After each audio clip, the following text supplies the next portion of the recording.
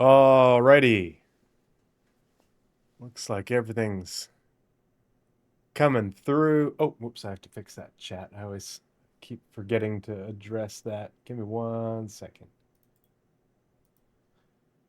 Uh, it's the filter, chroma key.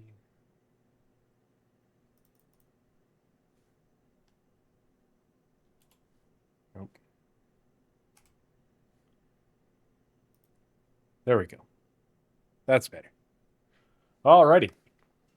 Good evening, everyone. Welcome to episode 102 of the Pathfinders podcast. Oh, looks like chat is already popping off. I see Mike Lansing. Good to see you. 07, North End Trooper, Socially Confused, Selkin Hunter. Uh, Socially Confused is on both Twitch and YouTube. Look at you guys. Senzino. Awesome. Good day. Hope you guys are all doing well. Yeah, the Socially Confused, I agree. This last week was pretty exciting. You know, um, uh, I've already said my piece about them selling the Odin, but I'm an Anvil fanboy and I like big ships and I cannot lie. So like I'm not going to be upset about a big cool ship being added to the game. It's just the way they're adding it to it. But yeah, the stuff in PTU, God, they've been so many patches and updates and fixes and stuff. It has been really hard to keep track of everything. But between that and the Defense Con uh, social media drops, I guess you'd say, from CIG, showing, giving us our first looks at the unannounced ships. Um, yeah, Odin is it's looking pretty big. We're gonna get to that. Hey, Ninja, what's up, dude? Yeah, it's nuts. And the monthly report was pretty dang good. The roadmap was a bit meh, but I don't think we're gonna get anything interesting on the roadmap until they add 4.9 and the oh, that reminds me, we're gonna have to open that up because there was a few comments by Niku in the Spectrum version. So don't let me forget that, guys. But yeah, it's very interesting. And with DefenseCon starting next, is it Friday? Right? Is it Thursday or Friday? The 14th or the 15th? I forget. Either way, less than a week. Um, Teleport Madness. It'll be interesting to see how it all plays out. The Ironclad is coming to owners of the Ironclad. It's me. I am him. On Monday, so really excited to check that out in PTU. Um, Especially because I forget where it was, but there's been a bunch of data mines. Like the Ironclad has a vertical launch system for size 5. Are they missiles or torpedoes? Because they used to be torpedoes and then they changed to missiles, and I don't remember if they're still missiles or torps. I don't know if it matters. Either way, we saw it in the ISC with the flaps opening up, and I was like, that's cool. Yeah, yeah. As far as I know, we haven't seen that in Star Citizen yet. Correct me if I'm wrong, but I don't think any ship has those. I don't think we've ever seen that, so I'm very very excited about it. I think the Ironclad's super cool. The RRR feature will be available on the Ironclad. It'll be interesting to see how it all plays out when it moves out of Tier 0. Um, so yeah, because it is the repair, refuel, rearm is just Tier 0. It's gonna get more physicalized, and like um, the Ironclad Assault has a repair bay at the back of the you know cargo vehicle hold. Well, okay, how's that gonna work? And what's gonna happen to the regular, the fatter pillar versus the Iron Chad when it moves on past Tier 0. So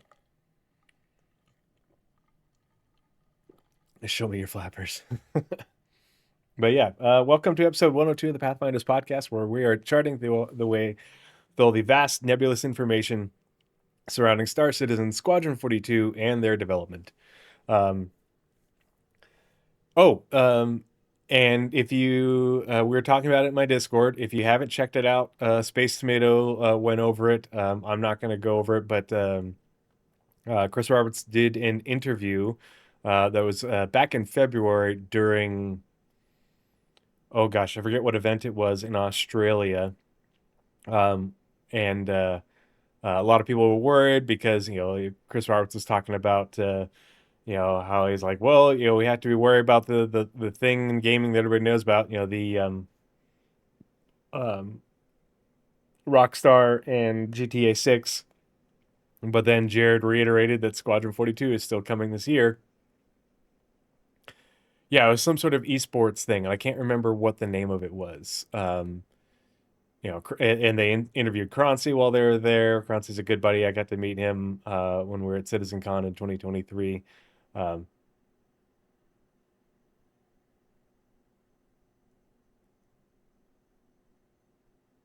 Danger Hobo, my OP on the thought topic. What thoughts? It says THOT is a very different word than THOUGHT. Are you talking about the go-go dancers at Drake Defense Con? Are those thoughts? Yeah. So it was a good interview. It was a good read, but you have to remember that it is already 3 months old. So there was that. But then Jared at the end of ISC talking about the rest of the stuff coming this year. The Nyx planets. You know what? Fuck it. We're just gonna listen to that last little bit. Hold on. We're gonna pull it up, just in case people forgot already what was said. Where'd that go? There it is. May is known for... Yeah, we're gonna tell you what. We're gonna launch right into it. So let's go ahead and switch screens, and we'll watch this part together. We get the right time.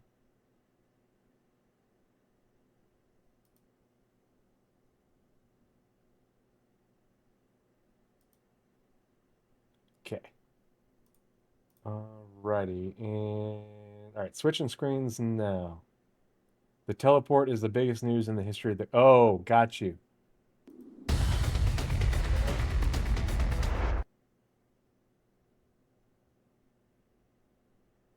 Okay. So let's hear what Jared had to say here at the end. Oh, and the SCL, the pre-taped one that dropped yesterday. Yeah, they showed it at the Xi'an China Bar Citizen. They got the first look at it. And then they dropped it to the rest of us yesterday, and there's like a good bit of information from there. And so I am planning on doing a podcast segment on that specifically, on my thoughts of how CIG could implement it, and think about it in terms of tech features and lore to make it work. Because I don't think they're just going to want to make it stupid gaming. And I think they've already got the DNA for it already. So let's hear what Jared had to say in the last couple minutes of ISC. These guys just really don't care for those pro-alien celebrations. Kind of dicks. All in all, next week's patch is chock full of content that'll carry us through to 4.9 in July, all led by TSG and DefenseCon.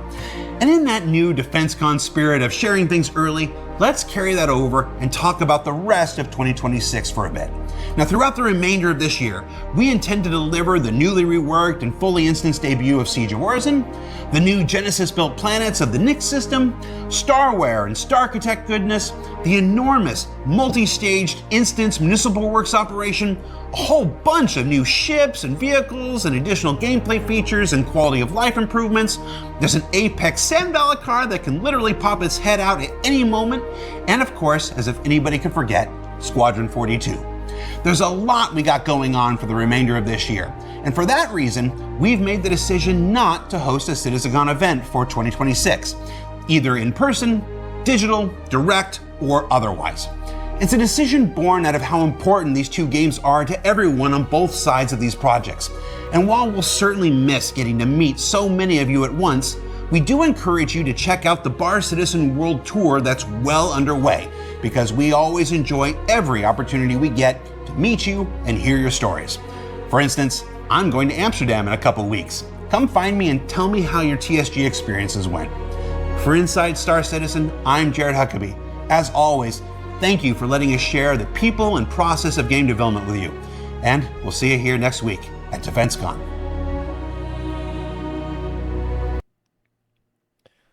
Okay, so obviously they're getting instancing in the game with Siege of Orison reworked and returning to the game. Um, the other bit that's interesting about that is if instancing is coming to the game, what things coming to the game with Siege of Orison, what things will be instanced that are already in the game? Are they going to, okay, they're going to prove out instancing with Siege of Orison, and then, over the next several patches following that, will they convert tactical strike groups, the Vandal tech smugglers, um, Rockbreaker, Rockbreaker, um, what are those going to get converted over the Onyx facilities? How many of these things are going to get converted over to instance, and how quickly will it happen? And when will CIG let us know what is going to be getting rolled into being an instance content versus open world? It'll be interesting to see what goes into CIG's decisions regarding that, and how they go about it and how quickly it can happen. Because I think instancing will, positively impact the experience of a lot of these things. But obviously, we don't want everything to be instance, and where is CIG going to draw the line? The other part of the instancing thing is that instancing will improve server performance, because the way they're doing instancing, like we have instance hangars right now, but they are statically assigned. And so the instancing, the way they're developing and why it's a precursor to dynamic server meshing, is the instances will be assigned dynamically based off of which servers within the mesh have the most performance overhead. So that's why it's that step on a dynamic server meshing, because it will help distribute the load on the mesh better than it is already. Uh, so that way they can have people enjoying content, and it will help. It won't do all of it until we get to dynamic server meshing, but it'll make it so that way the distribution of performance across the servers on the mesh is a bit more uniform.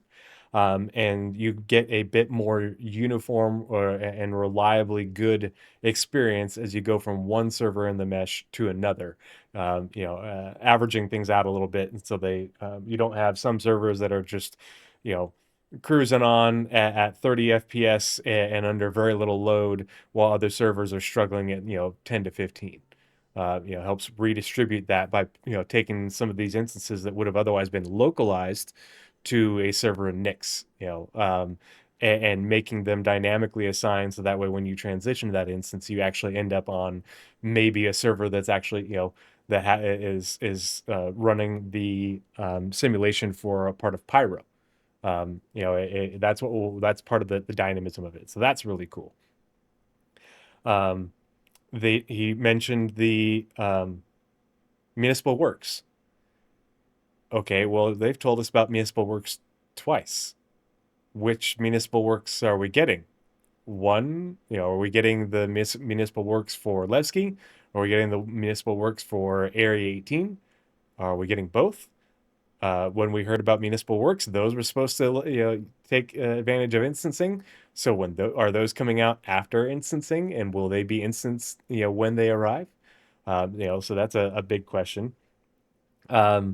The Genesis planets of Nix. Hey, Sergeant Grimm, we are actually going to be taking a look at your post. I've got it queued up right here. Sneak peek. Hope you're doing well, buddy. I imagine you have been very um, had a lot of buzz regarding the Anvil Odin. Holy crap! Dang, she thick. Yeah.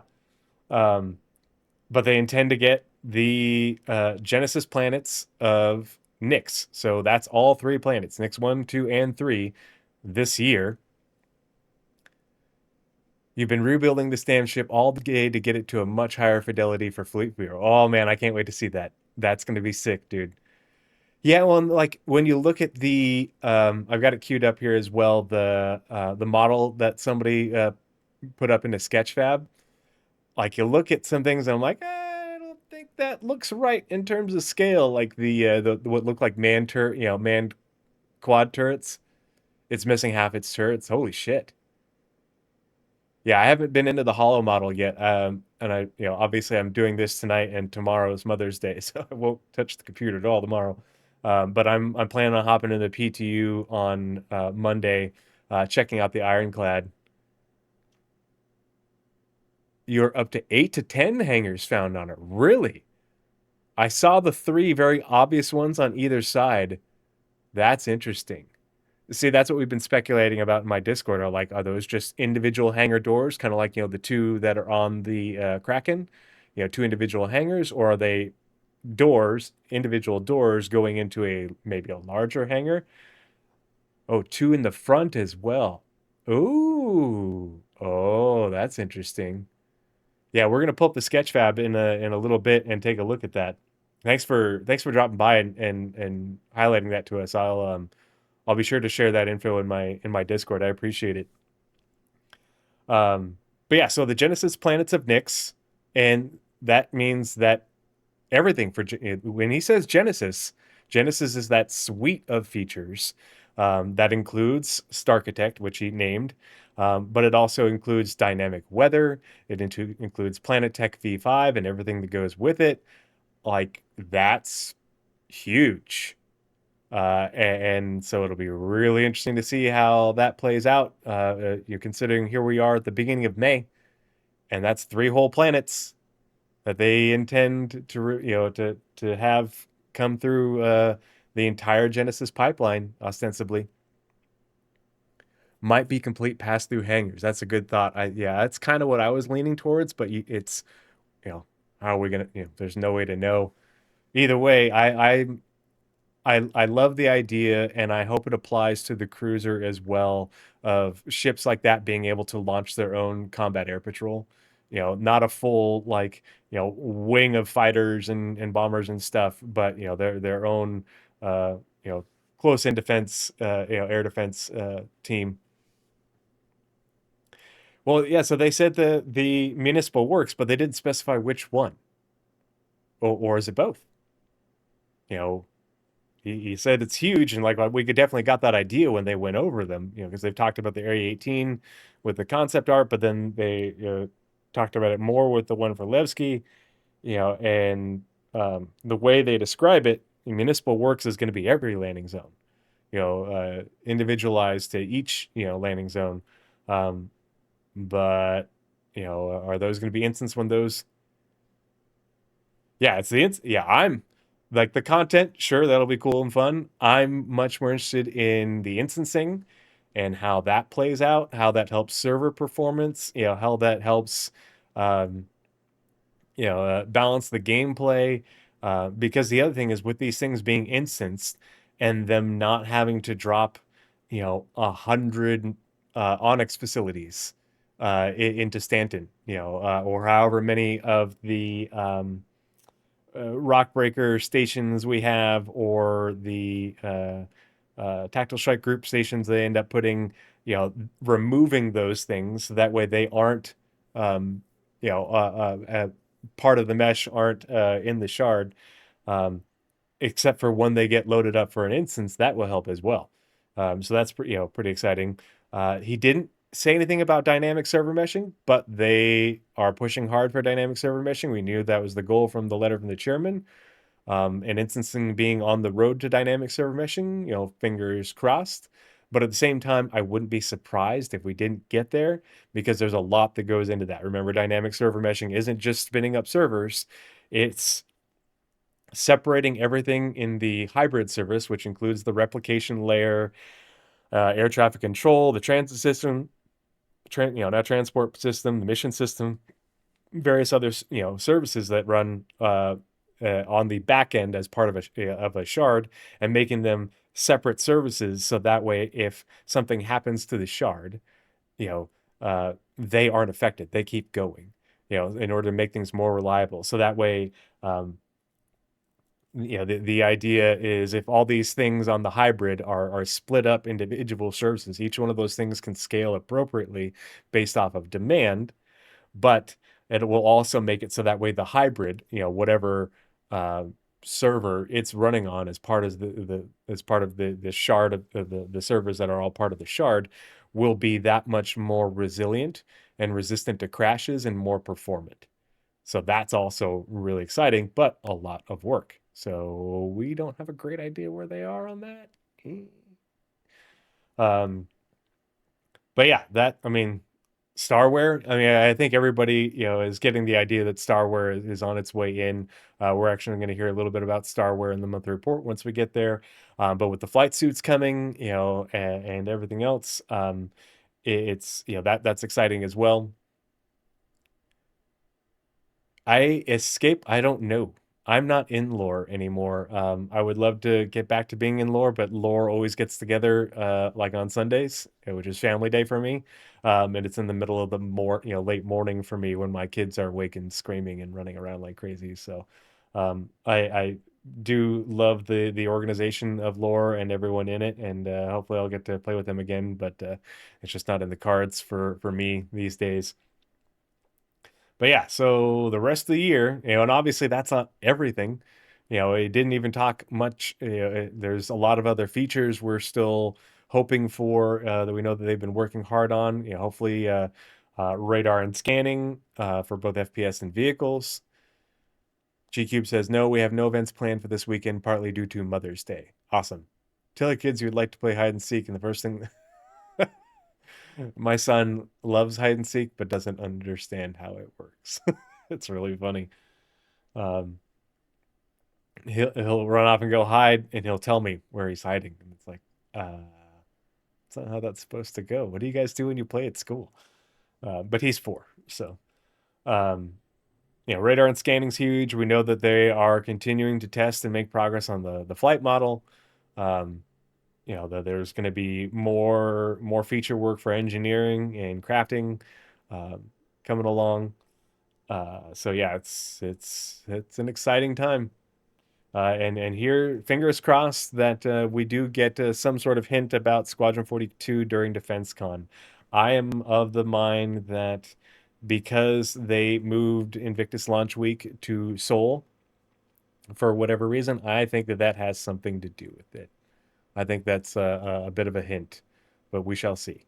But then there's the PC.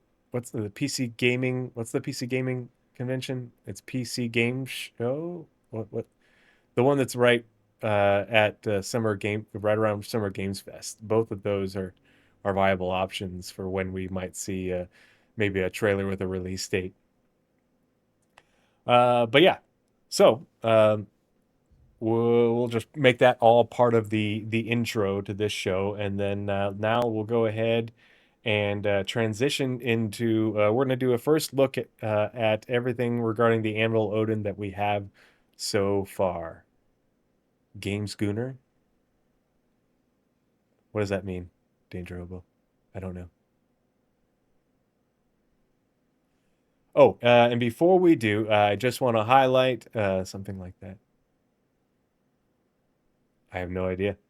Um, highlight that I always post in my Twitter and Blue Sky. And I also post in my Discord when I make a donation to stackup.org when I get my payouts from Twitch and YouTube and such. And so you can see the number go up for the amount raised. I donated my last 2 payouts from Twitch to Stack Up. It ended up being like $110 or something like that. Oh, that's what the PC game show is called? Okay, gotcha. My bad. And this joke has failed. Um, and as you can see, I'm up to 34 subs right now. Like a bunch of those were gift subs. Uh, the next payout will be a bit more, but I just want to say how thankful I am for Escape. That was you who gave all those subs, wasn't it? Sorry, I'm so bad with names. I apologize. But super generous, gave a whole bunch of subs. Um, yes, it was you. Awesome. I remembered correctly. Hooray. Um, and so that was really generous, and I really appreciate you gifting those subs to all those people. Um, it means a lot to me. That being said, I hey, Mount Center oh 07, good to see you. As most of you guys know, I injured my shoulder. I had to go on medical leave for it back in the beginning of January, and finally had surgery last month, and recovery is going well, but I've been out of work since February. Um, and so I've been full-time stay-at-home dadding it since then.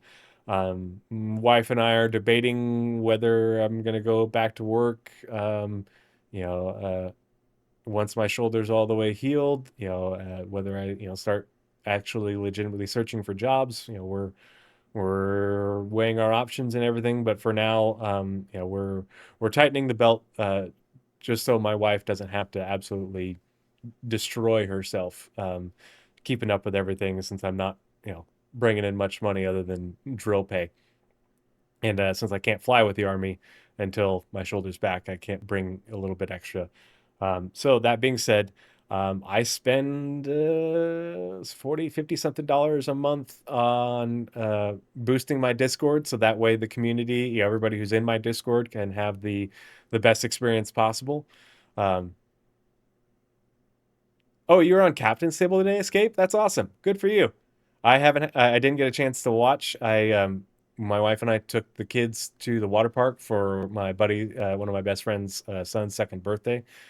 So that was nuts. Oh, Collins show. Cool. Yeah, I love those. One of these days I'll have to do that. I'm hoping I can, once I get up to, a bit more of an audience, and so I can, be a little bit more guaranteed. I definitely want to do it. Is it worth it to be Sergeant Major of reservists who would happily shoot you on accident? I don't know. Yeah. Oh, geez. But so that being said, I spend about, nearly $50, maybe a little bit more, on my Discord. So that way we can all have a premium experience in Discord, high quality audio, video, pictures, all the bells and whistles, whether you're just chatting or you use it to enjoy your gameplay sessions, it is open to everybody. And so I boost it to the max. So that way we can all utilize it to have fun. But then it also cost me a few bucks a month to pay for the bots that I use for my content creation, as well as the mod bot for my Discord, and a few other things. And so going forward, I will not be donating my Twitch and YouTube payouts. So I wanted to be transparent about that going forward. That was my last donation. I obviously will still continue to fundraise for stackup.org. Still love the organization. This has nothing to do with them. I just, can't shell out money every month when I'm not working, for our corner of the community, when I get a little bit of money from Twitch and YouTube on a fairly regular basis. So that's going to be covering those expenses. Um, but obviously you can put, oh, that'll only work in this Twitch. Hold on. Yeah, so it's exclamation point charity in chat for Twitch, and um, stack up, exclamation point stack up in chat for Twitch to get the links to the Tiltify for donating to my fundraising drive for Stack Up, as well as the links to Stack Up in their Discord if you want to learn more about them. Um, but I just want to say I really appreciate all the support I've gotten from you guys over the years. When when and if I do go back to work and start bringing in, decent money again, um, the idea would be to start um, making donations via using my payouts again. But in the meantime, I'm going to use the payouts to not only cover those costs, but the extra will go into savings. So that way I can save up some money and start another patch run. Because I want to have patches made for more patches made for the Vomit Comet. And I'll get that out real quick. Where is it?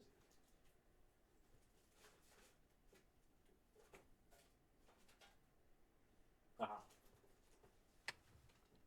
So I want to get more Vomit Comet patches made. Do another production run of these.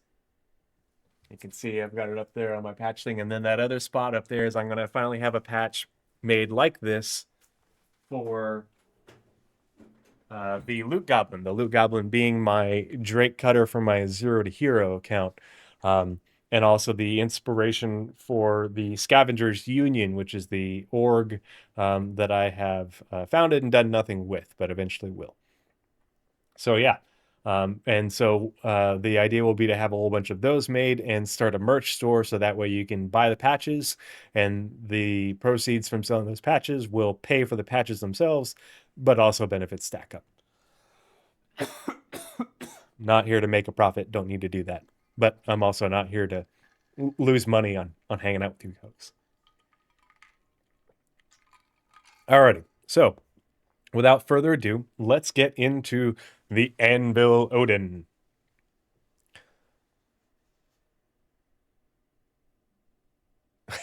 Yeah, reservists, National Guard folks are absolutely ND machines. Every year we go to the range, my battalion has one or more, which is just nuts to me. I made it through 4 years in my battalion in the Marine Corps, and no one in my battalion had an ND the entire time. Um, it just blows my mind. And obviously we're an aviation battalion, so we're much smaller than a standard infantry battalion, which is pushing 1,000 people. It's just fucking wild to me. But yeah, so the Anvil Odin. It started with hey, Mr. 19K07. Thanks for stopping by. Yep, I'm doing well. Hope you're doing well as well. So the CIG posted this on their Twitter, and I think it was all the social medias yesterday, right at noon. Anvil Aerospace proudly presents the future of naval combat as DefenseCon reveals week draws to a close. Join us for a special Odin experience above Area 18 starting this weekend. And so we're gonna take a look at a couple images, but the hollow viewer model for the Odin is over the IO tower, which is where they docked the Idris for the tour. Was that last year? Can't remember. But anyway, take a look at this. Oh, do I have it bigger? Nope, here. So obviously this is just a concept image. But you can see here's an itty bitty terrapin down here, bottom right. And oh, this isn't the. Hold on. Here, we're gonna.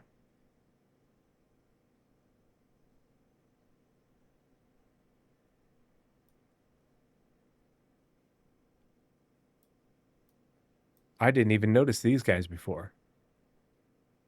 Are these hawks up here on the behind it and to the right? I think those are hawks. There's a terrapin down here. There's some hornets down here. And it looks like these are sabers, which is weird because everything else is anvil. But look at the size of that flippin' behemoth. Find, well, yeah. Nah, find the bridge of the ship. Yeah.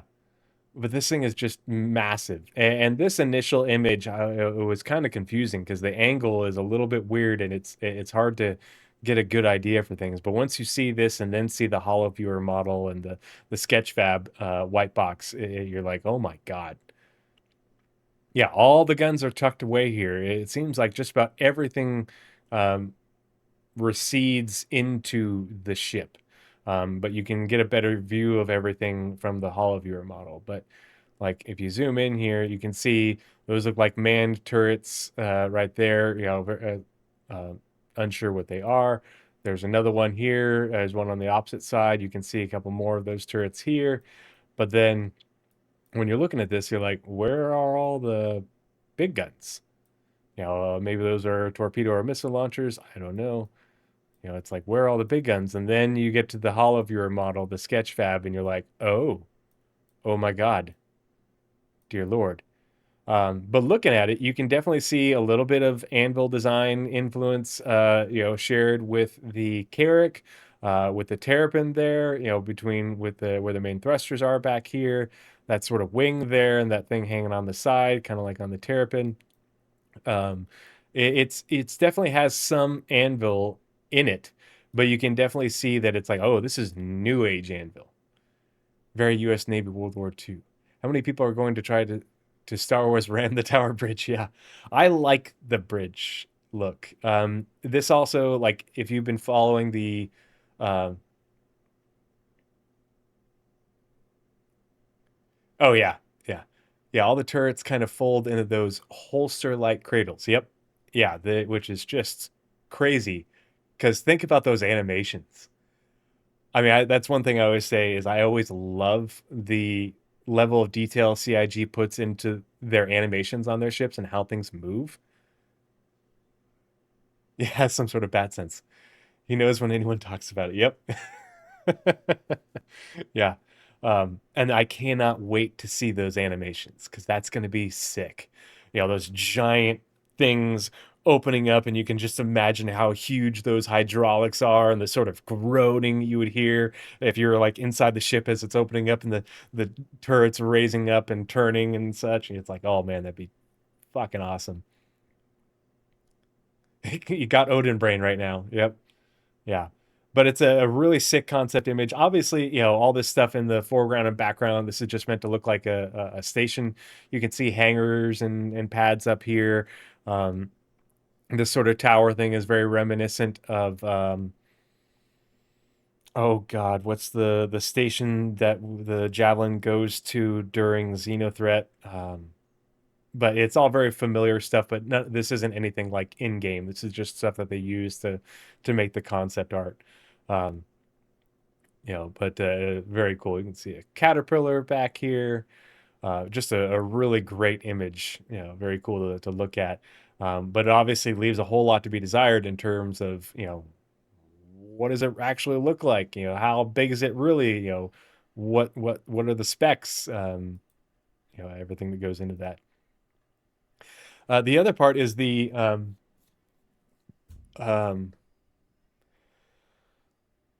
the the future of naval combat.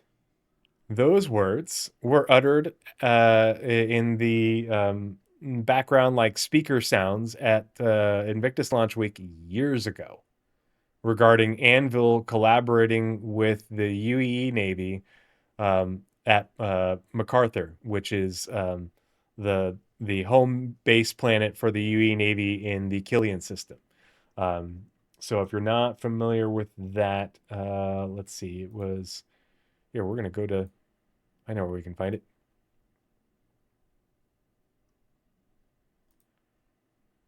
Let's see. Hold on, it's in here somewhere.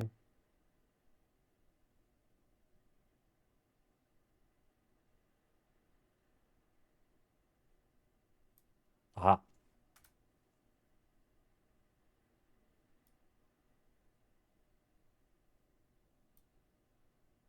Listen, at Invictus Launch Week 2951, we heard background audio telling us that Anvil would be joining the UEE Navy on MacArthur to develop the next generation of ship technology.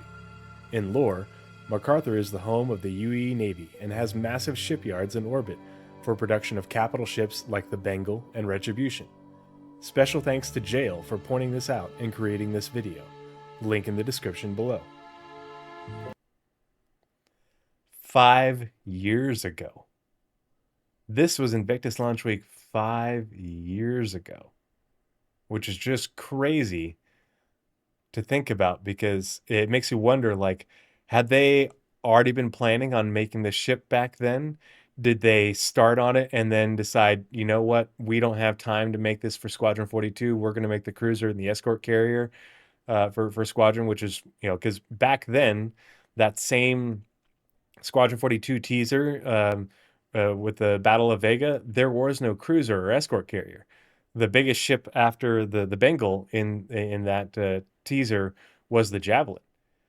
It wasn't for years later until years later that we saw the cruiser and escort carrier, and so that's what has me thinking. It's like, well, when this came out, had they started thinking about the Odin and then backtracked and decided, hey, we can't do this yet. Let's make something with what we've got from RSI for these other capital ships and put that into Squadron, put that into this battle. Who knows? Purely speculation on my part, but something interesting to think about. The next thing that came out, so this is from the the CIG Weekly, Star Citizen Weekly newsletter that came out yesterday. Perhaps in your email, and I forget what the exact verbiage is. Something of the gods. Hold on. Wait.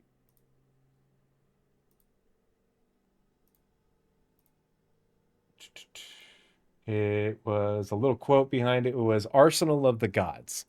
And so people are speculating that this is like the inside of one of those big turrets on the Odin. Odin obviously being a god. Um, uh, or this is part of the magazine, and like, is that person the turret gunner? And and do they reside inside the magazine? Where these things get loaded on and then fired, or is he the loader? does he load the gun? And that's his job. Um, and then you can see these belt-looking things, which um, someone was thinking that they were like magazine belts. I think that they are just like the powered cabling things that go around to the arms around here that allow it to move around and grab onto the munitions and then load them up. Um, but yeah. Hey, North Peak '07, good to see you. They don't sound like a zoo. Yeah.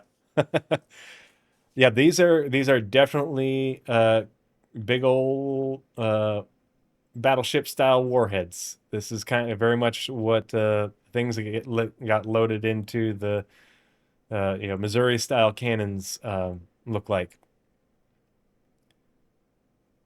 Yeah, well, I mean, obviously, it's not going to be one for one like a battleship turret, all futuristic and stuff. Who knows how this works? But it's definitely a pretty interesting image. This guy way up here, and these people are just in here for scale. But he's in there in his seat. He's got twin sticks. It looks like this thing moves up and around. Yeah, hoist operator. Yeah. Um,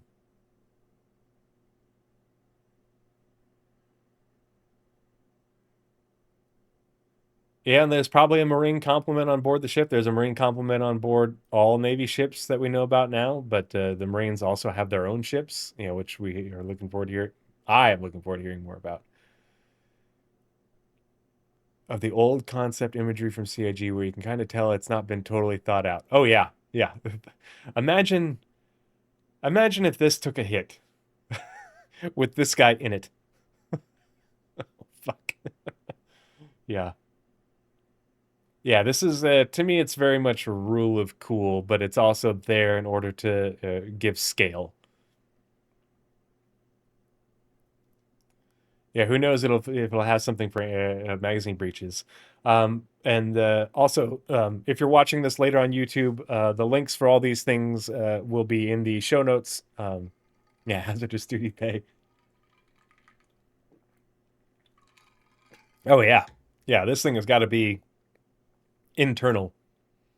Um, and very well protected, which makes me think that this is like a remote operator. It's just an interesting place to put a remote operator seat for the turret, if that's it. But yeah, it's there for scale, sort of, the awe-inspiring aspect of it. But in terms of, hyper realism, probably not. But it's sort of giving off those vibes from an artistic standpoint. But then we also someone was able to get the Holo Viewer, the model from PTU, the one that's hovering above the IO tower in Area 18, and put it into Sketchfab. So we're going to open up that, and let me put it on dark mode.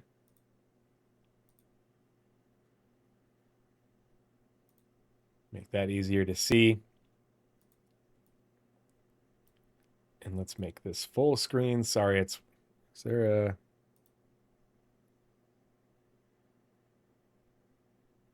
wish there was a dark mode for this. Sorry, hopefully it's a little bit grayed.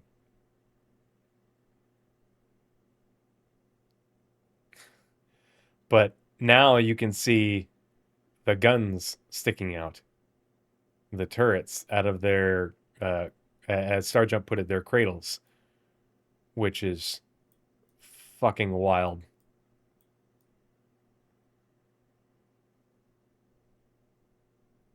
I mean, good golly, Miss Molly. Let's zoom out a little bit. So a couple things are kind of weird. Now, obviously, like this main gun here and this main gun down here, they both look like they are appropriately scaled for their cradles that they go, come in and out of down here. Same with these large secondary turrets here, here, and then there's this one on the bottom.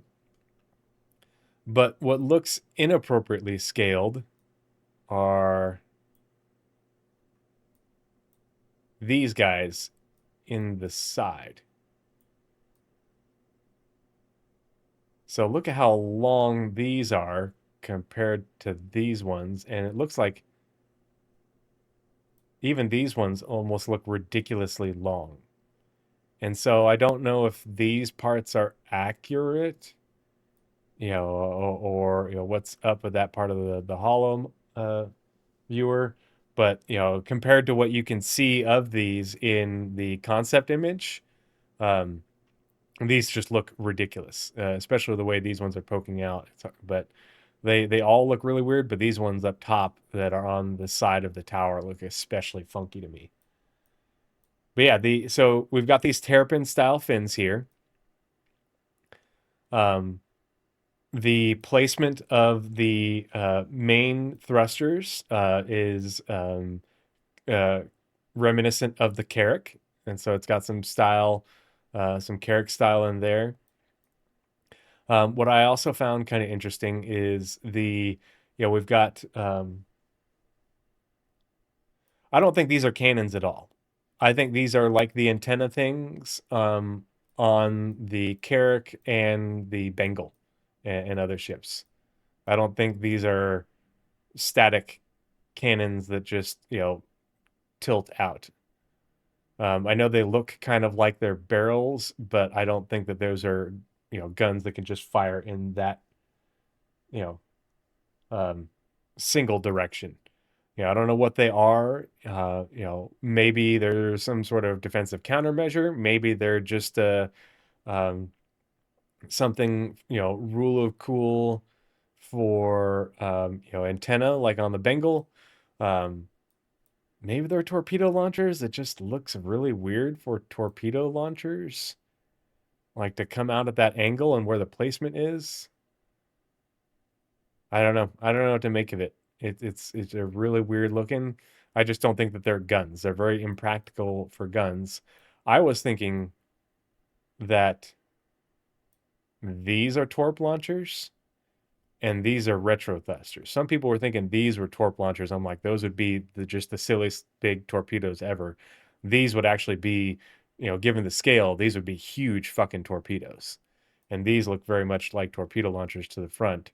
And these look like they're more like retro thrusters to me, right there, or maneuvering thrusters. Sergeant says, I can also confirm that the hollow model is missing a bunch of antenna and greeble stuff, especially on top of the bridge tower. Ah, okay, cool.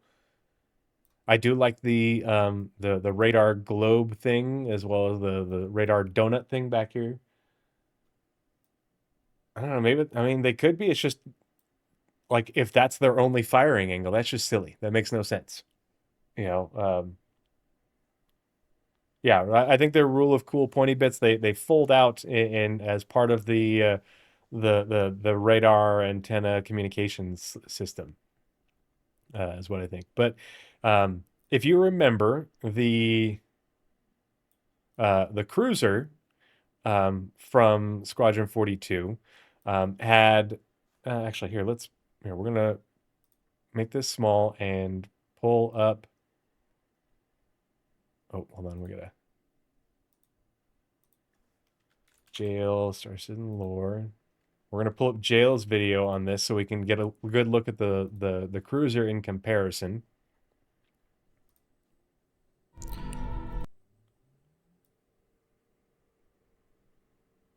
We're gonna try and get a decent close-up shot.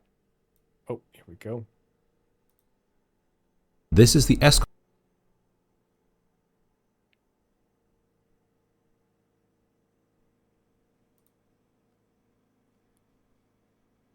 Okay, so if you see right here on the top right, here is the cruiser. It's the Corvus class, or one of them's called the Corvus. I forget what the class is. It's actually mentioned in the Galactopedia.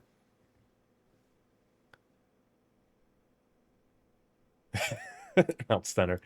And then this is the escort carrier. You can see that the escort carrier down here has a single main turret with what looks like two guns. The cruiser has two main turrets with three guns, much like the battle cruiser, the Odin. But the cruisers are both top mounted, whereas the battle cruiser has one on the top and one on the bottom, but then it also has several large single gun secondary turrets. Not quite as big as this, but pretty dang big. Looks like they're probably, if not this size, but bigger. We don't know. Hopefully, I was really hoping, and if you go back and watch my podcast about my thoughts on the battlecruiser, I was that's no moon. I was really hoping that with the release of the concept of the battle cruiser, that way we would also get the information around these ships, because I've been dying to know more about these because we first found out about these in like 2022 with the Squadron 42 leak.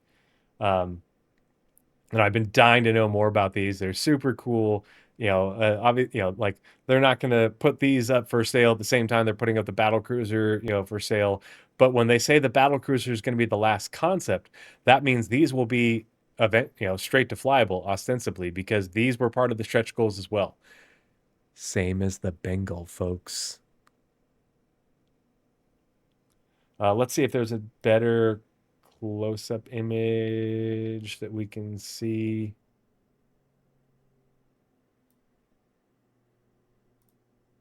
Last year? Yeah, see, here's the cruiser, and it's been. Oh, and then there's another one rearward as well. So, like, if these cruisers were able to get a broadside angle, they could get all three turrets with three guns each on target, which is just freaking crazy. But we also don't know how big those guns are relative to what we currently know of the Bengal having the quad mount size 12 rail guns. So we don't know if these are the same size and there's three of them versus four on the Bengal, or if they're smaller. We just know that from what we can see here, we can see three top-mounted turrets, but nothing on the bottom for these ships. And their hollow viewer had 9 guns, whereas the battlecruiser has 6, but we don't have any basis for comparison in terms of what caliber they are yet. Let's see. I want to see if we can get a better.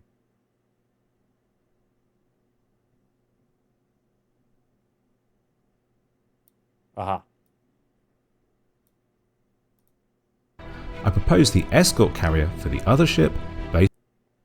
Yeah, it's a really blurry shot because these aren't really in focus, but the escort carrier, if you look at the hollow model, you can't see anything main gun wise on the top.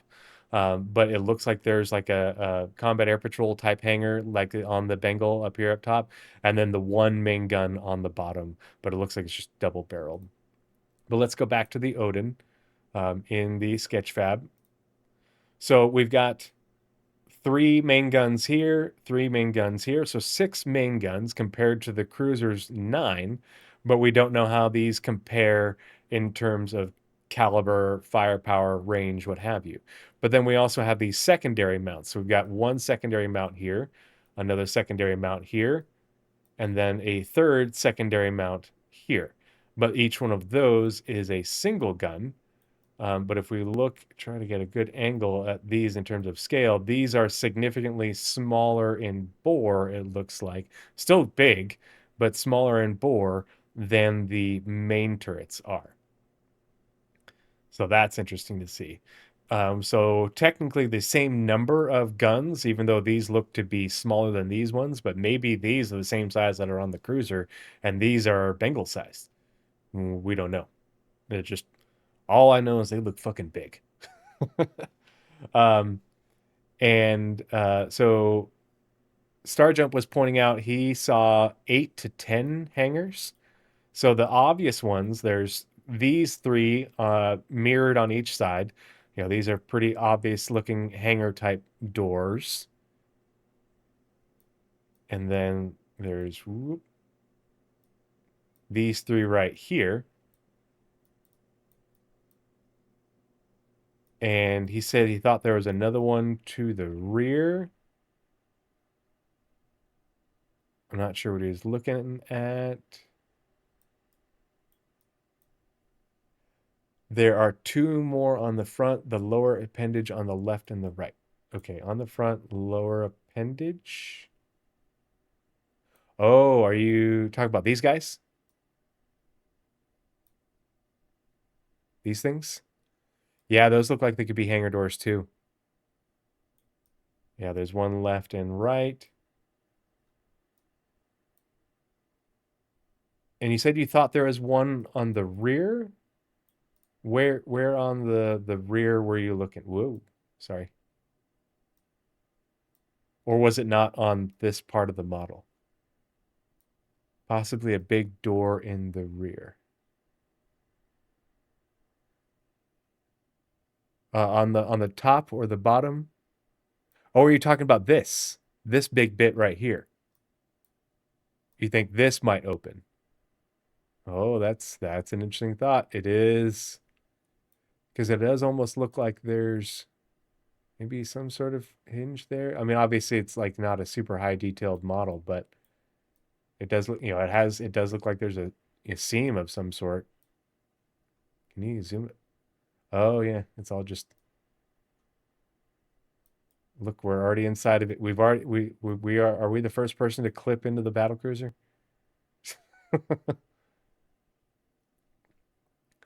Um so yeah, buku effing firepower.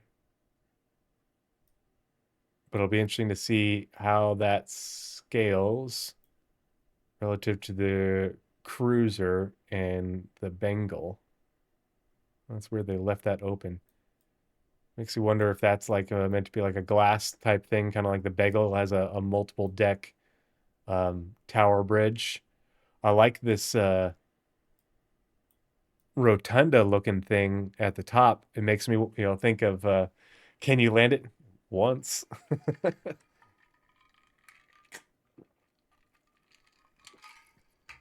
um It'd be really cool if this thing was like a what is it, 10 forward in Star Trek? What's the name of the on the Enterprise, the name of the lounge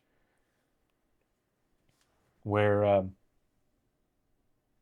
the lounge where Guinan works.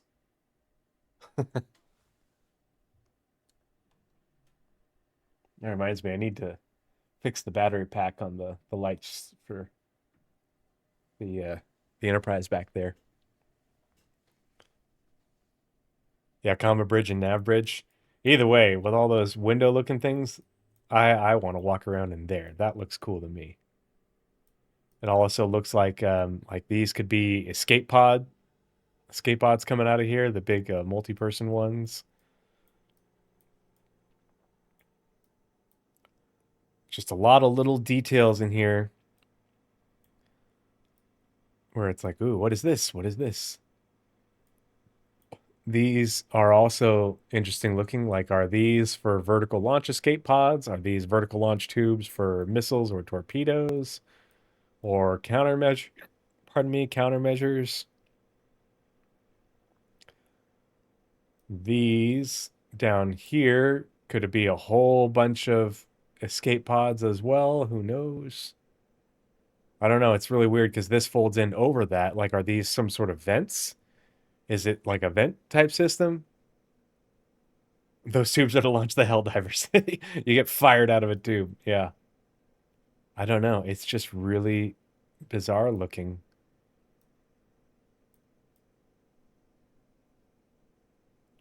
Especially given the, geometry similarities. There's less detail in this than there is on this secondary gun here. But yeah, very interested to see what this ends up looking like on Anvil Day. And then obviously we got to give Star Jump some cred. So Star Jump is actually, Grim is actually working on this right now as we speak while also hanging out with us. He's multitasking. So he posted this image. Best approximation for scale, in my opinion, that I've seen a couple of them, and they're all on the same ballpark. But in terms of like what was used for scale, and how it's representative, I think that this is pretty dang good. Um, yeah, I bet.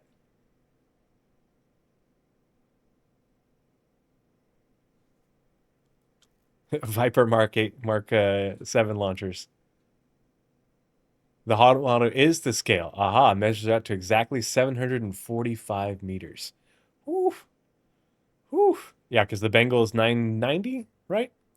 At last, guess. See now, God, we just need to get the hollow model for the cruiser and the escort carrier, so we can, all get some freaking closure on all of this. Um, but look at how like tall this is relative to the Bengal, and how thick it is. Um, It'll be, I can't wait to see this next to this in terms of like, where, what parts are bigger and thicker. Cause, we saw it's almost got a bit of a wide wedge going on here, but it's in all the axes as you come from the nose back. It's very Falling Frontier-esque, and I love that. If you're not following Falling Frontier, the development of that, strategy game by Stutter Fox Studios, being published by Hooded Horse. You're wrong. It looks so cool. Yeah, imagine 2 or 3 is bearing down your position. Whew. Oh lordy. Yeah. And the Bengal has lots of small secondaries, but look at the secondary guns on this compared to these small secondaries on the Bengal. Whereas like if you were comparing these to like battleship guns, during World War II, these would be like the 5-inch secondaries or what have you. But then look at, compared to these, this would be, a 9-inch gun, and this would be like a 12 or 14-inch or something. Yeah, need an instant server. Yep. Yeah. Yeah, it is just monstrous. Which is wild. And like they said that this was twice the volume of the Javelin, and I think they what Jared probably meant to say more than twice, because I don't know if, Grim, if you can give us any insight on that, but it's lengthwise 745 versus 450 on the it's 450 meters for the Javelin. So it's 295 meters longer apparently.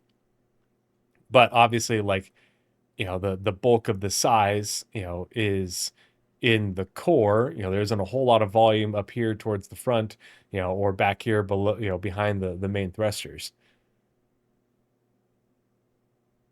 Yeah, I don't think, calling it just straight double is accurate. 2.5, 2.7 in terms of volume, but it's hard to know without having more to go on.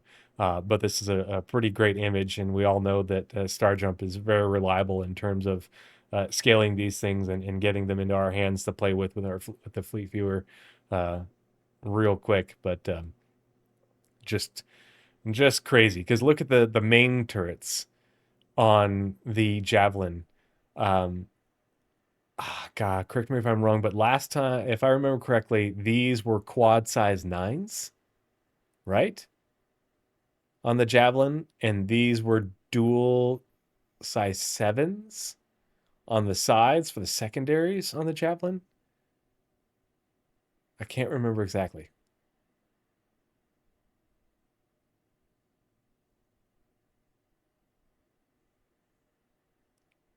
Yeah, that seems about right, Sergeant. Like, pushing three. Maybe it's not quite three. Maybe it's like 2 3/4 or something. You know, um, oh, the Squadron 42 has a different model than the PU. I didn't know that. I never even looked in detail at the Squadron one. And I didn't even remember that. Okay. But even so, like, look at how big these guns are on the triple barreled main cannons compared to the Jav. Um, Look at how big the secondary guns are compared to the Jav. That's a lot of firepower.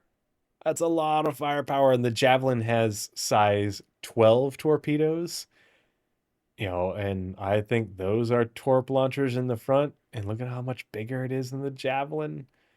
Maybe that launches a whole bunch of smaller torpedoes or something, because the Javelin has twin size 12s. Maybe that's like a whole bunch of size 10s or something. I have no idea. It'll be interesting to see.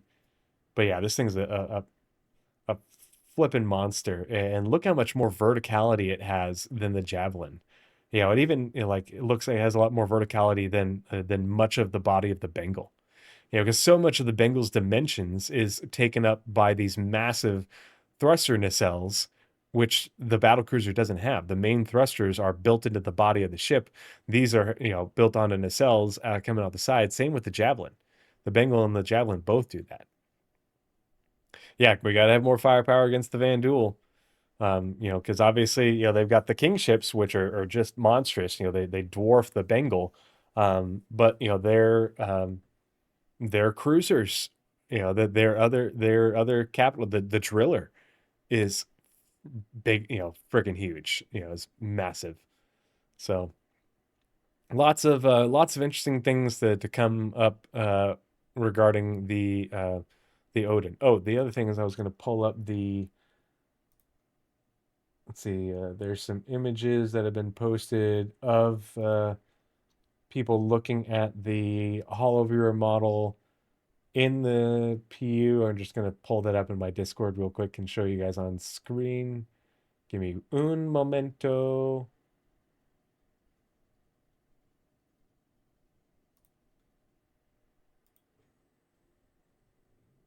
Let's see.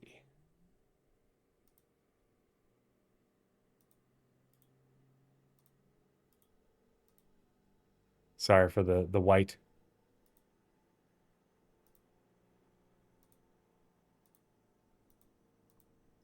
Oops. Wrong one. So someone looking at it from below, looking up at IO Tower, and I think most of us have probably been into Area 18 and around IO Tower and know how big that is. Look how freaking huge that thing is, just hovering in the sky. Not hovering because it's a hologram, but look at how massive that is to scale in the sky. And it's even a no-fly zone around it. Look at it standing next to IO Tower. And remember, like if you went here for the Bengal tour and you walked onto the Bengal from here, and how big the, or not the Bengal, sorry, the Idris, and we all thought the Idris was big, and look at how tiny the Idris would be compared to this.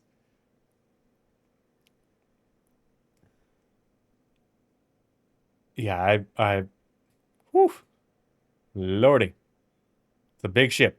That's a whole lot of ship. Ooh, orange highlights, nice. Oh yeah, you can see, yeah, a little bit in there. Yep. I can't wait to see your model, dude. I can't wait to see you do it justice.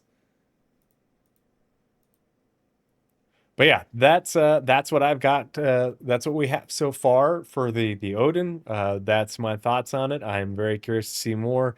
Anvil Day is the 21st, if I remember correctly. So that's when we're getting the reveal for it, and we'll get all the concept related information. Um, I'm looking forward to hopefully once they give us the reveal for it, that we get maybe another SCL where the ship team can talk more about it. Um, I don't know if they'll do a behind the ships on it since it's only a um, concept, but we'll see. Yeah, it'll be super cool to see the Odin in game. Like, obviously, it's going to be a while. Um, and it'll be really interesting to see a UEE fleet made up of RSI, Anvil, and Aegis capital ships. I think that's really cool. Breaking it up a whole lot. Um, but yeah, that's all I have for the Odin. So let's go ahead. We're going to switch screens real quick so that way I can have a nice clean timestamp for when I edit this and then re-upload it onto my YouTube as a video. Pardon me. So give me 1 second. All right, we're gonna close. Actually, whoops, undo.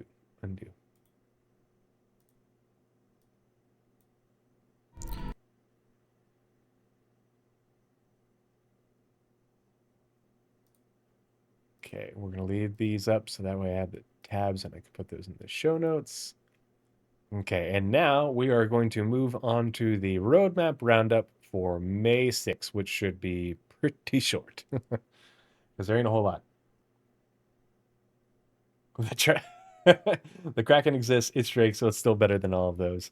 Um, I still have the Kraken in my buybacks. I melted it so I could get each of the ironclads. Hey, Victor07, good to see you, buddy. Hope you're doing well.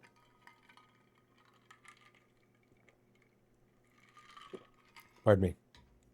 But of course, I'm excited for the Kraken, and we get the Kraken next year. Hopefully I'll be able to pull the Kraken out of buybacks at that point. But it's a lot of ship. It was good to see the Kraken work in progress stuff in the jump point. So if you haven't checked that out, I heartily suggest it. If you don't have access to it, just ping me in my Discord and I will upload it to you. But let's go ahead and switch screens, take a quick look at the roadmap roundup and what we've got. Oh, and that's the other thing. You need to go to, you guys almost let me forget to open up the com link for it. Where's, here it is. Because Niku made some comments. Where are they? Aha.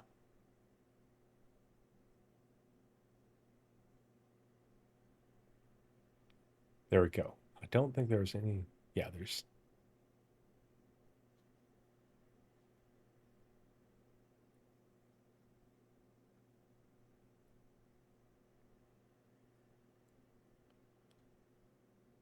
Okay.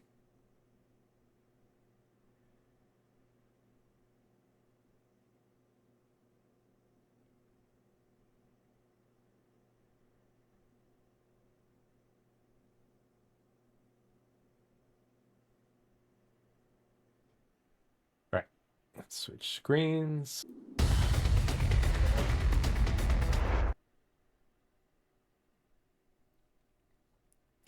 Okay, so, pardon me. Roadmap Roundup. Hello, everyone. Every 2 weeks, we accompany the roadmap update with a brief explanatory note to give you the insight into the decision making that led to any changes. This is part of an effort to make our communications more transparent, more specific, and more insightful for all of you who helped to make Star Citizen and Squadron 42 possible.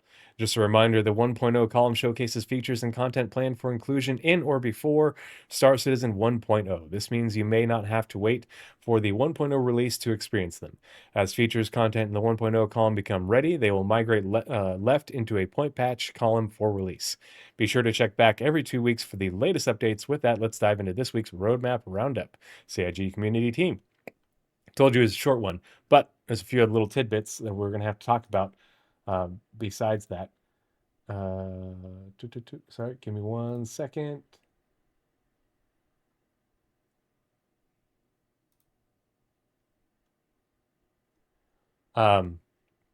Release view, Alpha 4.8. The following cards have been set to committed. And actually, we're going to open up the release view itself.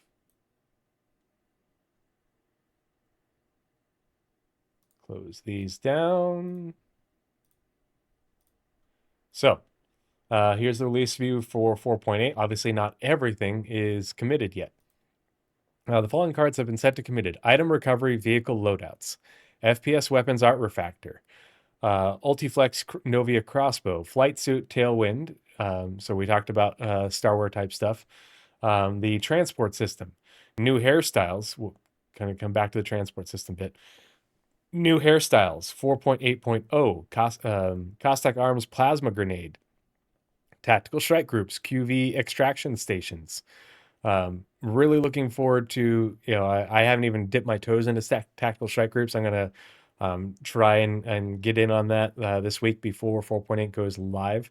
But just like the tactical strike groups are introducing the QV extraction stations, like Rockbreaker introduced the QV breaker stations, I'm excited to see what content they utilize the extraction stations for beyond tactical strike groups. Also has me excited. The Aegis Hammerhead Gold Standard Vehicle Command Module, which is the command module for the Caterpillar and the Ironclads. The Flight Suits G-Force Resistance, so again, Starware, and refueling improvements. And apparently they just got the refueling beacons so that NPCs could refuel you. They apparently just got those working in PTU. Was that today or yesterday? Very recently. Everybody's been waiting to hear about that. They also updated the image for the L22 Wolf with a unique livery and upgraded components for Wicklow. So that being said, let's take a look at the release view and see what isn't committed. So right now, Ship Hangar Service Tier 0 is not committed. So that's why it wasn't in this list. We're going to look at that here in a second.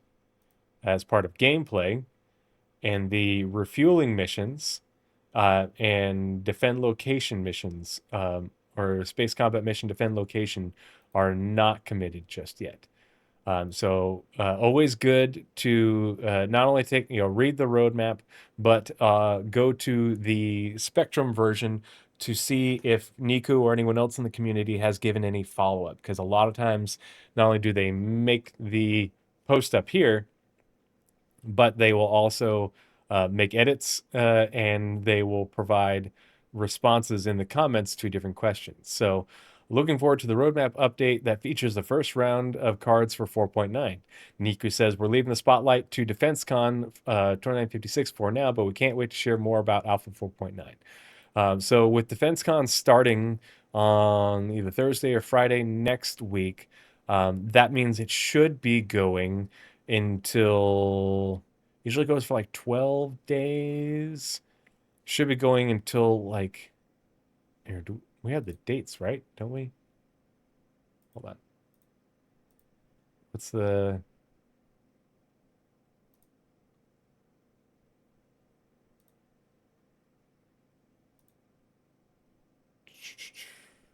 May 14th through May 27th. So,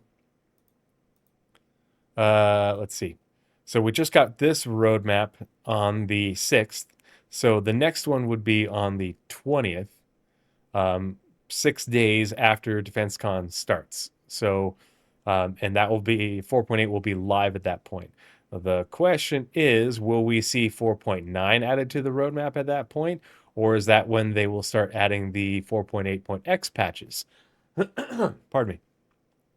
Or will they push this roadmap until the following Wednesday, the 27th, at the very end of DefenseCon, and then they'll add the 4.8.x patches and 4.9? Because the idea is that when the whole numbered patch, in this instance 4.8 goes live, they update the roadmap to add in the next whole numbered patch, because they don't put in the small numbered patches.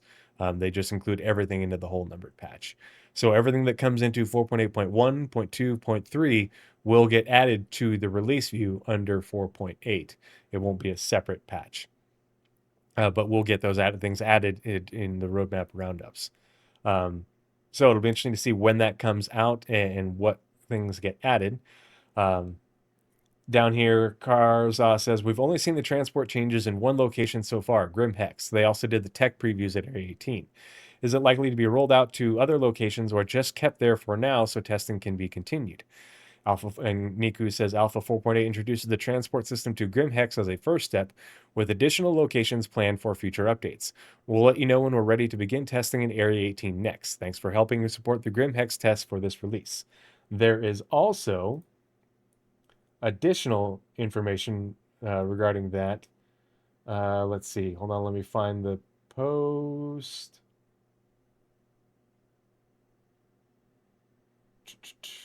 Sorry, I should have had this open, but I forgot about it.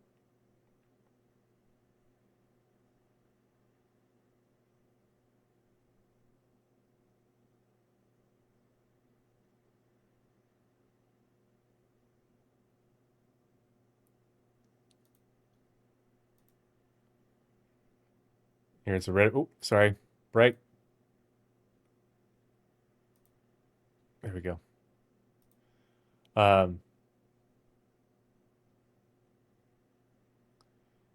So in response to this roadmap bit, 4. They highlighted the 4.9 after DefenseCon transport system only Grimhex for now. Ship hangar service tier 0 should make 4.8. We'll look at that comment here in a second. Captain Comedy says, you're only getting new transport of Grimhex. See you in 2 years when we say how awesome it is and how it's now expanding to Microtech. Duncan at CIG says, what up, Comedy? Haven't seen you in a while. Hope all is well. I like the snark. Bit late to this thread, but no, this certainly won't be the case with transport. I don't know who Duncan is with transport. I seldom be sure about the future, but transport was built to put an end to the reoccurring problem that is transit. As transit loses support and diminishes further, it'll be more efficient use of time to convert locations as opposed to figuring out what variant of ritual we have to do to get transit back on track. But Area 18 is already set up with transport per our tech preview. The decision was made to cut it from 4.8 for multiple related reasons. Foremost, the system hasn't been tested at true scale. Whilst the tech preview results were fantastic and overwhelmingly positive success, the reach is but a blip compared to the live environment. Grimhex presents the closest to perfect balance of high but not too high traffic, alongside having multiple ways to traverse the station via EVA entrance, exit, and external landing pads, for example, should transport encounter an unexpected issue. Additionally, with DefenseCon taking place in Area 18 shortly, transit, whilst unreliable long-term, is currently working there at scale. Transport being unproven at scale presents a risk simply too great for such an important event. 4.9 was the original target release for transport internally. I am very proud of the team getting it out a whole patch early and in such a great state. Area 18's work wasn't discarded. It's been integrated to our other streams and we're all utilizing it internally. The next locations are already in the process of being converted, as will any new locations as they're built. Suck it. Hey, Ramim Noodle 07, good to see you. So let's go back to the Spectrum post. And see the last thing that Niku said. So in reply to Steve Jobs, so I see Hangar Tier 0 is still gray. Will it make it in 4.8? Niku says, ship Hangar Service Tier 0 should make the cut, but we don't want to give false impressions. We want to commit to features we're fully comfortable with. We'll continue to hammer it until 4.8 releases, which, should be, middle of next week, since DefenseCon goes live on the 14th. So we're the 9th now. We've got 1, 2, 3, 4, 5 days until it goes, or 4.5 days since we're at the end of the day. But I imagine the patch would go live on Wednesday is the target, and then they turn everything on, on the 14th. But that's all Niku had to say regarding 4.8. Now, you guys probably heard me say 4.8.1, 0.2.3. How do we know about those? Well, if you're not interested in leaks, cover your ears. I'm not going to show them to you, but if you are not following the leaks, you wouldn't be aware that the loading screens, the splash screen images, were data mined. Obviously, we already had the one for 4.8 and PTU, but the ones for 4.8.1, 4.8.2, and 4.8.3 were all data mined. And so they're all available in the leaks. If you want to check them out in my Discord, they're always a great source of lore. I'm not going to tell you anything about them right now, but it's interesting. But that means that we are getting 4.8 in, this next week. And then we've got 3-point patches, ostensibly every 2 weeks, or probably one at the beginning of June when they do Alien Week. I forget if that's the first week or second week. But we've got 3-point patches between 4.8 and then 4.9 in July. So that's a lot more content to come. We don't know what that's going to be. Hopefully that will mean more transport systems. But we know we're getting alien ships come Alien Week. But who knows what other content they have planned in those patches. It'll be interesting to see. So let's go ahead and switch screens. That way I have a nice, neat, clean timestamp again. Appreciate you guys being patient. And then we will get into the monthly report for April.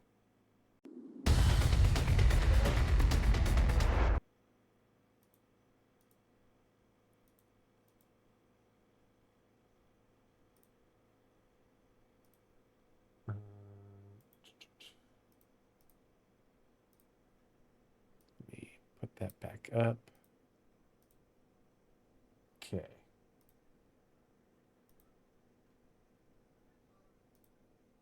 All right. Almost ready. Hey, Artec, what's up? How you doing?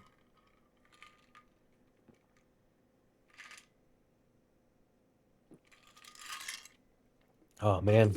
Why is the rum always gone? It's not rum. It's a huckleberry margarita. I love huckleberry.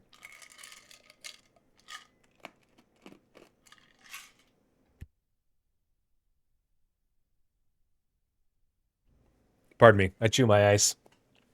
Don't at me, bro. Okay. Let's go ahead and we'll pull up the monthly report and we'll switch screens and we'll get right into it.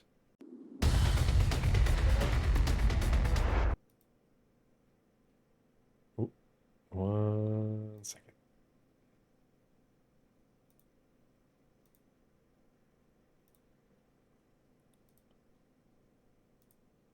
Right now, we've got 31 viewers on Twitch. Awesome. Really great. Thank you so much for all the support. And another 17 people over on YouTube. That is fantastic. Thank you so much for all your support, everyone. I really appreciate you guys all being here and being a part of the conversation and being a part of my little corner of the community. Artec, good. Finally got the kids to bed and time to get work done. I'm glad to hear it. Man, do I feel that one. Yeah, my wife and I, we took our kids. We have the twins who will both be 2 in a month, and my son who's essentially almost 4.5, to the water park. It was opening day for our little local water park here in Boise. It was for one of my best friends, his son's second birthday today. And you can imagine going to the water park with small children. Yeah, Oh yeah, Northern Trooper. I love Huckleberry. Anything Huckleberry, and I'm on it. But yeah, I was glad to put the kids to bed tonight. They are gonna sleep in tomorrow. Okay, let's get into the monthly report for April. Welcome to April's PU monthly report with Alpha 4.7 well established in the verse and the recent point patch adding new delivery missions around Nyx. Most of the devs use the last month to progress with features, content, and other deliverables coming next. Read on for everything that happened behind the scenes of the PU throughout April. It was Roaring Springs. Yep. Do we have another water park anywhere? That's the only one I know of. Boone, my oldest has never been to a water park. And um, like his dad, he has a touch of the tism and doesn't like his hair getting wet. Doesn't like, water splashing his face. Um, so he did have a lot of fun, but it was curated fun, which is a lot of work for mommy and daddy. The twins just went nuts, just sitting in the water, splashing and squealing and having a good old time. Oh yeah, yeah, we go to the splash pads all the time. The kids love the splash pads. Looking forward to that. Yeah, well, he has hair. My kids have lots of hair. My kids get their hair from the mom's side, from my father-in-law, which is great. Don't tell me if I find out. Yeah. Uh, Most of the devs use the last month to progress through features, content, and other deliverables coming next. Read on for everything that happened behind the scenes of the PU throughout April. So, speaking of not having any hair, Boone ran up to another tall, white, bald dude uh, who happened to be wearing similar colored green shorts to me and grabbed his hand, "Daddy, Daddy," and it wasn't Daddy, and I wasn't there, and so I went back over to we had rented a cabana for everybody at the birthday party, and um, yeah, I forget what he said exactly, but yeah, Daddy, there's another man over there, and he's like you. He didn't have any hair. My wife told me he's like, yeah, he went up and totally thought it was you, and it didn't look like you at all, except for it's just a tall, bald white guy wearing, greenish shorts. Yeah. All right, so let's get into it. AI content. April saw the narrative team introduce tactical strike groups. These content drops incorporate new characters and a staged mission progression, which presented several unique challenges, such as ensuring the comm notifications triggered correctly. Narrative design worked alongside mission design to get everything functioning and are eager for the community to start experiencing it. Interesting that they're talking a lot about narrative under AI content. The team also supported a performance capture shoot to record content for several other upcoming content drops, alongside general population dialogue and conversations. They also tackled bugs affecting social areas and comm notifications for Alpha 4.8. AI features in tech. AI features in tech and features began. Interesting that they flip it.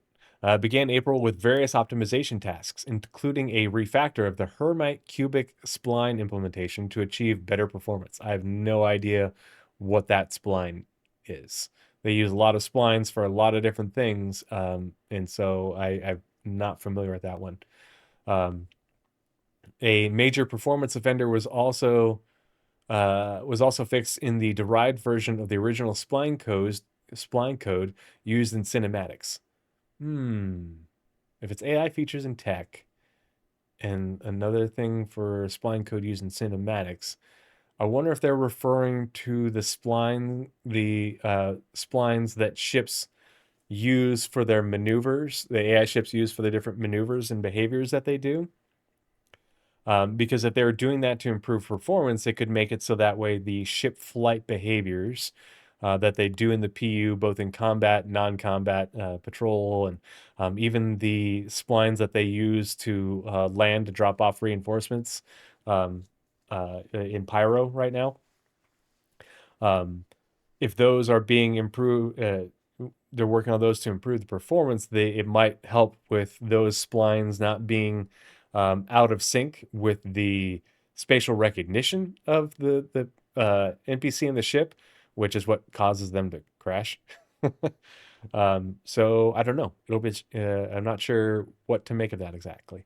Work is currently underway to replace the current brute force ARC linear integration with a more reliable set. The navigation octree memory was further optimized too. This sounds a lot like it's related to NPC vehicle navigation, but I can't be certain. Time was then dedicated to the flight AI with a team working to improve air to ground combat. We don't have air to ground combat with NPCs yet. That's exciting. Yeah, it could also be the because they will need those splines to work for NPCs to come and go from hangars. That's one of the things with the oh gosh. Hmm. Voxel based 3D navigation. That, along with maybe this spline work, is what will allow NPCs to reliably navigate around asteroids and asteroid fields, and navigate around asteroid bases to come and go from those hangars. Because boy, have those missions failed for me a whole lot because the NPCs not flying right. But they also need that to work for when NPCs are coming going from stations and spaceports. Um, I'm excited to see that once they rewrite the ATC. I don't know if that's part of TSGs. I haven't experienced it myself, so I can't speak to that. But I know that they've been mentioning work like this in the monthly reports sporadically for the past year and some change. Um, because right now, um, NPCs in ships don't recognize ground targets except for landed ships. Um, and so I think they're still working on that system before implementing it into the PU. Um, yeah. Oh man, I'd love to see NPCs doing all the things that we can do. That's always been the goal. Uh, but I'm with the Artec, to finally see NPCs coming and going from planets and landing, dropping off cargo, dropping off people and vehicles. Basically, the whole, the actual living, breathing universe part, and it isn't just players doing stuff.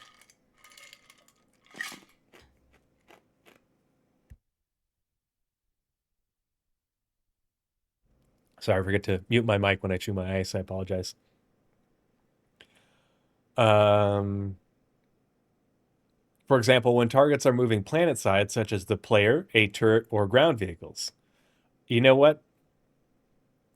This is going to be my theory crafting. I think that they are working on getting this ready in anticipation for this working with Genesis planets and Starkitect locations.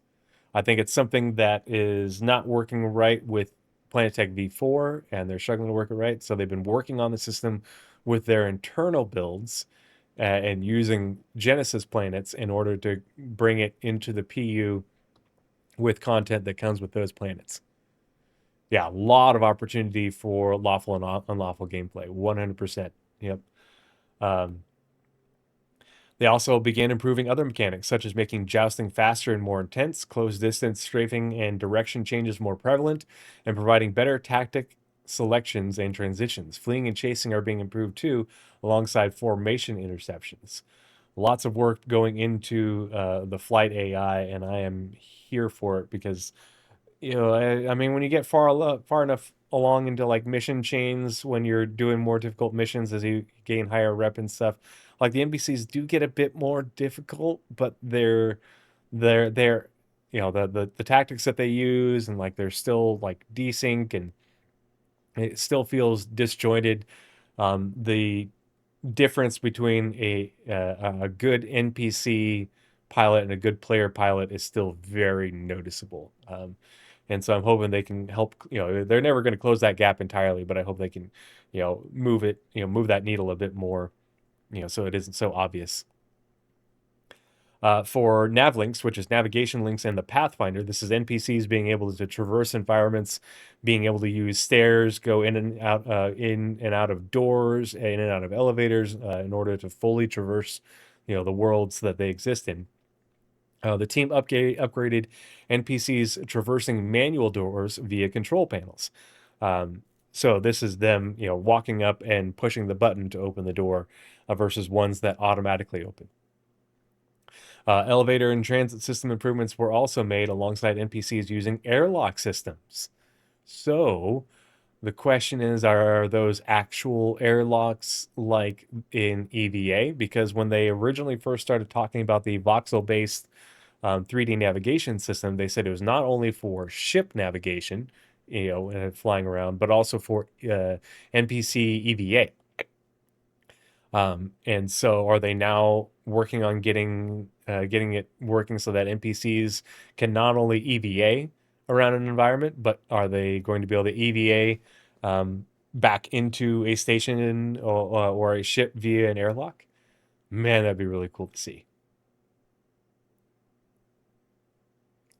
Yeah, I mean, it's purely speculation, Artec, but I mean, it kind of it makes a certain amount of sense. Um, I've never heard them say one way or the other if the reason that stuff isn't working right is due to the way that planets are built in V4 versus V5 and the way locations are placed. But obviously, like we know that the navigation links and play the NPCs can move around.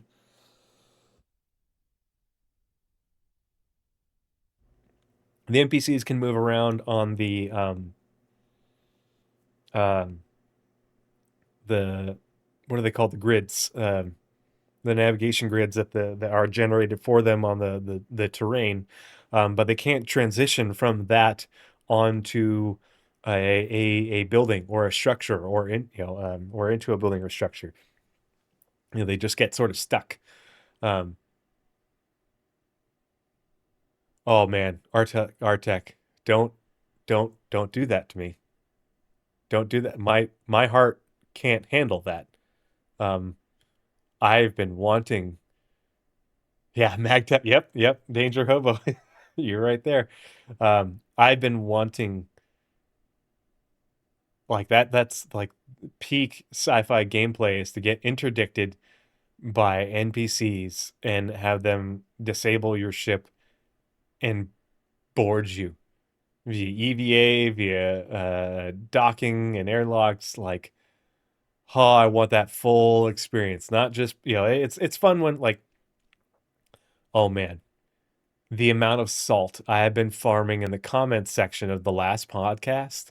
Because not only did it go up live on my YouTube in the live section, but then I uploaded the whole YouTube, the whole podcast as a single video. But then I upload the segments individually. So like, there's been 3 different things on my page that show the how does CIG combat griefing, and I have been farming so many griefer tears and angst and all sorts of oh man, tell me you didn't watch the podcast without actually telling me.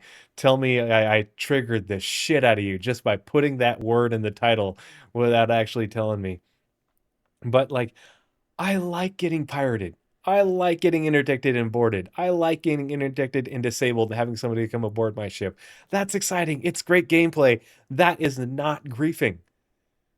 What griefing is, and CIG has said it is when your whole goal, the point of you playing, is to disrupt others. That you have no other purpose but to ruin someone else's experience. It ain't piracy and everything. Everyone's like, oh, it's just PvP. No, it's not. No, it's not. If you were looking for good PvP, you'd be PvPing combat players. But when you run around seal clubbing, industry players, and you say, oh, you should have had escorts, that you're just griefing.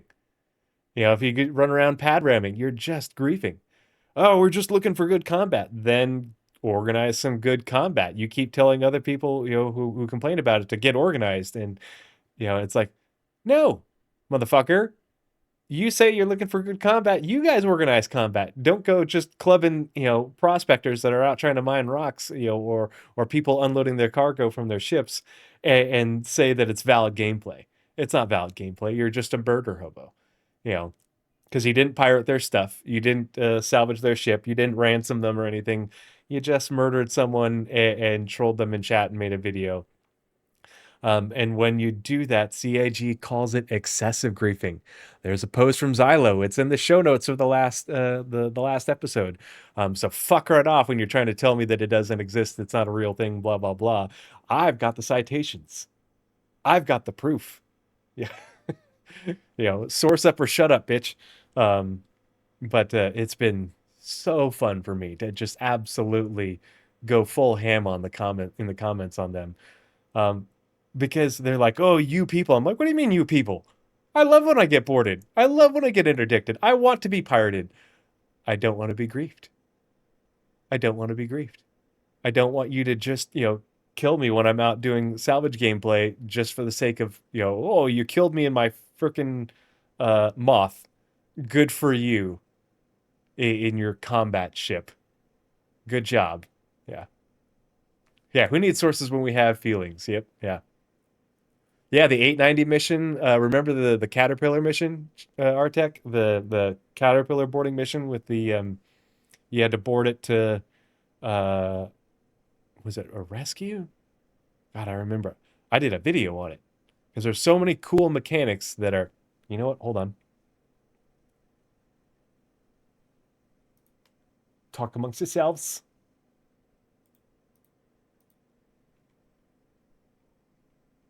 My second short form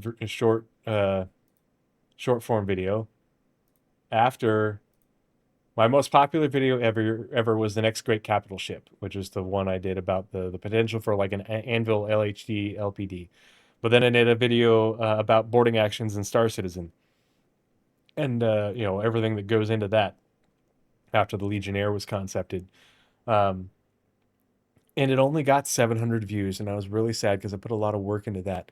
But I'm going to put the link in chat because I think boarding actions and everything that goes into it is super freaking cool.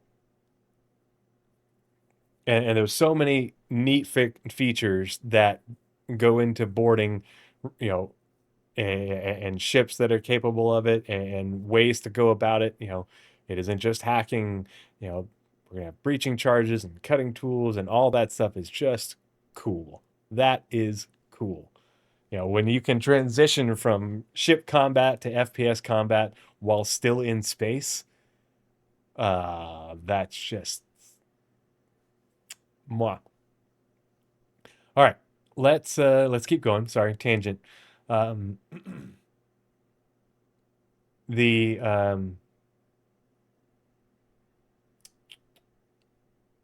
Oh yeah, so the devs then restructured melee data to be more modular. This will allow them to more easily reuse the spatial limits in multiple aspects of NPC melee behavior. Melee behavior. I don't think I've ever seen an NPC use a melee attack. Have you guys? I've never had that happen. I wonder if that's something they haven't added in yet. And maybe that'll be like, melee NPCs will be like an archetype that we see in the future.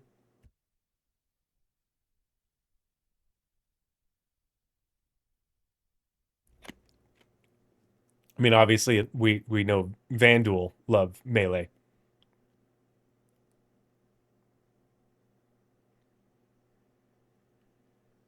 Ah, Underdog. I talk about that in the podcast. Reputation V2. We have Reputation version 1. Oh God, yeah. I talk about that in the video because the way the Vanduul board, we saw that in the Squadron 42 playthrough. Cool. So cool.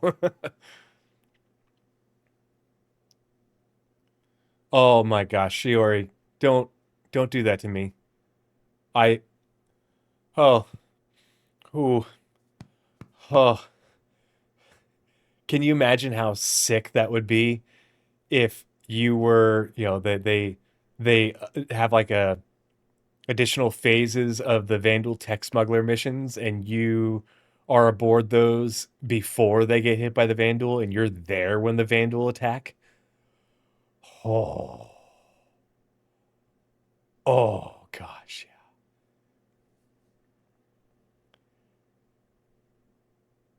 There's a lot that goes into Reputation V2, but the people are all upset because Reputation isn't where it needs to be right now. There's a lot that will go into Reputation in the future, but the current Reputation system is limited in the scope and capability of its feature set, just like the current mission system is. And that's why they are making a reputation system, reputation V2, a mission system V2. That's why we are going from transit to transport. It's why they're going to make a entirely new ATC system and subdivide ATC from the hangar manager, all of that stuff. Because all of those systems are um, part of the hybrid service, and those systems have to have a greater feature set in order to achieve the things that CIG wants to achieve, as well as they have to be able to scale appropriately based on the amount of player concurrency we have. Artec says, do we even have any less than lethal weapons for use in bounty hunting V2 when some contracts will call for bounty to be alive? The only thing we got is they've showed us I don't remember if they're concept images or if it was an in-engine image of the taser. They showed that in an ISC ages ago I think that was in the same episode where they showed us off the security, what do they call them? The security centers where you drop off bounties. No, no, no, no. Oh man, Underdog. So we talked about this in the podcast. They don't want to lock players out of content. They didn't say locations in that SCL. Not once. There is no mention of locations. They don't want to lock players out of content. So that's why you have the same content between headhunters and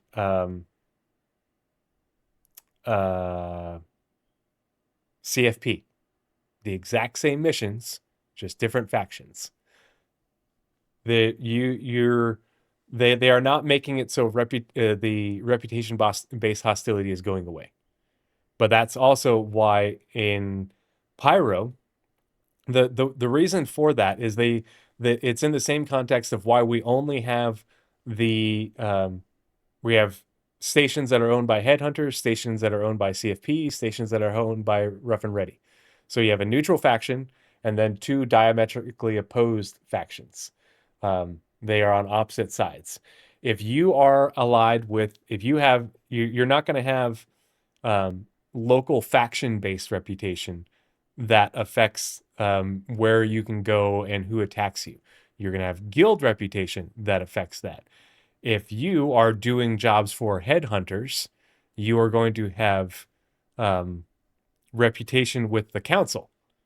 And that reputation with the council will make it so that way you are not friendly with the Mercenaries Guild. Go back and listen to the podcast. I've listened to it like 5 times. You're and especially in the 1.0 presentation, when they talk about how and you can even look in the descriptions for here, we'll pull it up. 1.0. Was it under? No, where did they have the?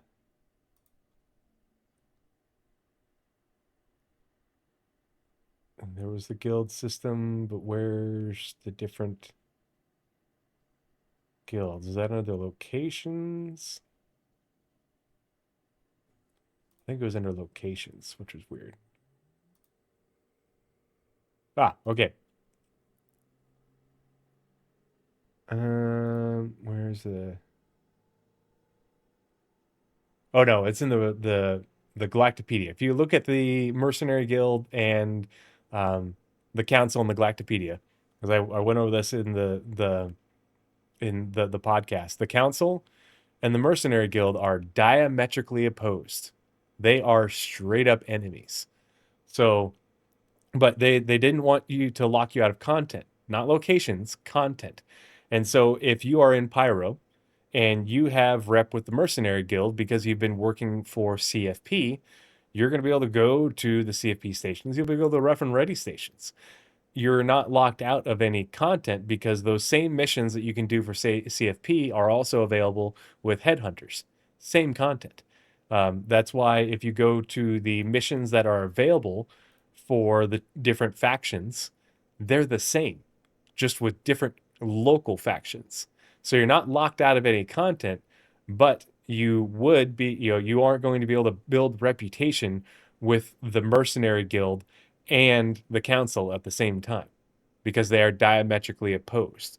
You will, if you are working for the Mercenary Guild, the factions of the Council, the local factions, are not going to like you because they are all part of the council, and so you won't be able to go to a headhunter station, but they have 15 stations that are manned, owned, whatever, in Pyro, if I remember, or was it 11?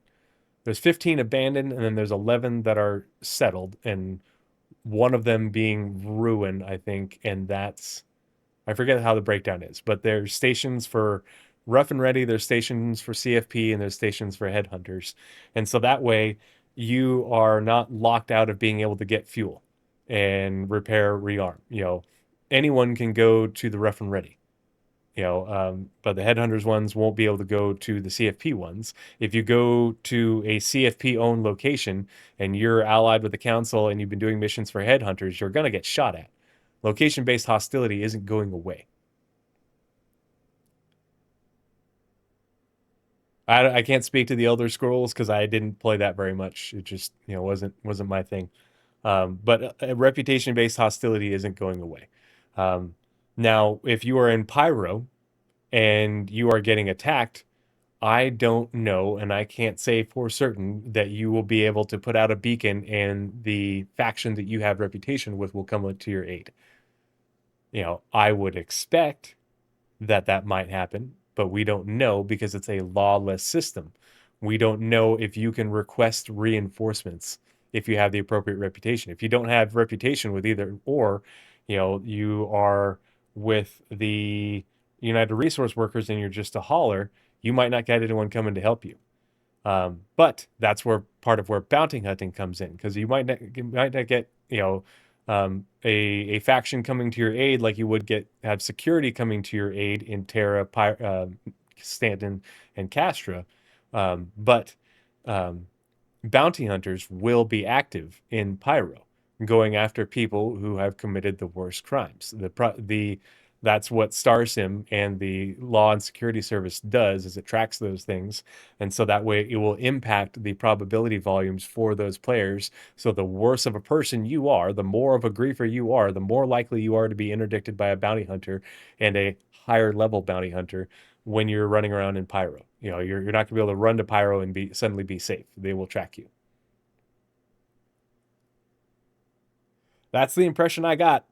I don't know. I listened to the entire thing. If you listen to the 1.0 presentation and that SCO of the narrative team, not once did they say locations.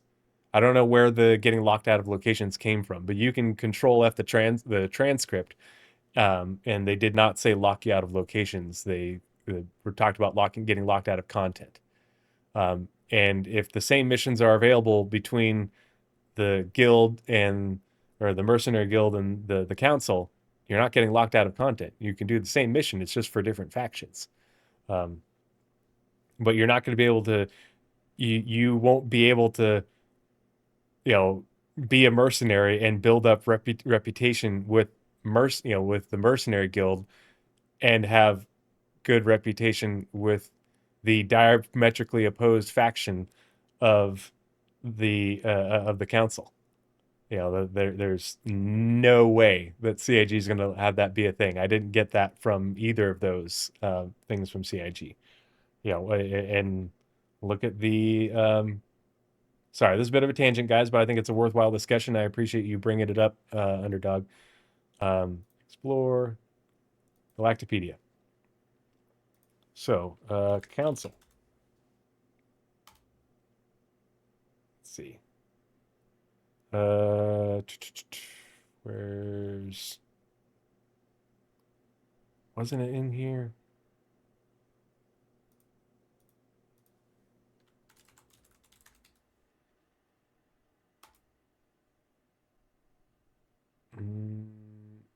Or was it the, where did I get that from? Dang it. I'm not going to pull up the links, but it's in the show notes from my previous podcast, I promise. All right, let's get back into the monthly report.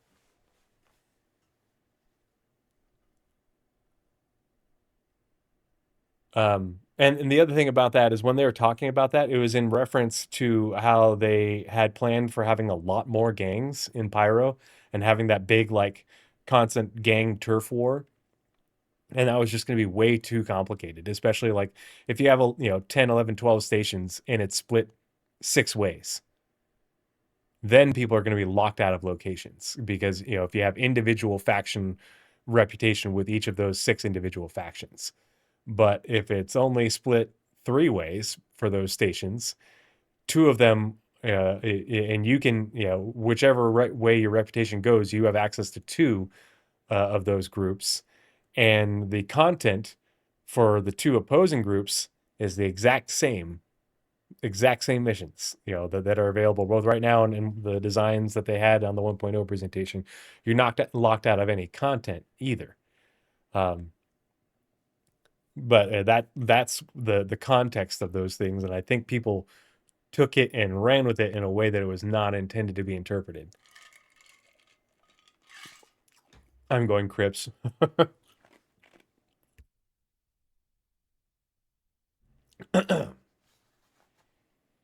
Okay. Sorry, back to AI features and tech. Progress was made on the creature toolkit, including updates to how triggerable actions are handled. Yeah, the triggerable actions. So if you do something, it triggers the creature to do. If you do something, it triggers how the creature is going to react. And I hope that will like help make those interactions, like with the Copion, feel a bit more believable and less like it's just going through the same script on repeat. They react to your actions, but those transitions into those actions being more smooth, a little bit less disjointed. The Juvenile Valkar was ported to use the AI motive pattern, while updates were made to damage tracking and how worms submerge and emerge. Finally, for AI, bug fixes were made for NPC ships remaining in close proximity to the surface of central asteroids and failing to respond to player aggression. Yeah, I've run into that a whole bunch, especially doing Vandal tech smugglers with the Vandal and them just getting stuck on the big asteroids and like not respond, not moving if you shoot at them, or just flying, constantly bumping into the asteroid until they blow up. That part of that is the voxel 3D navigation.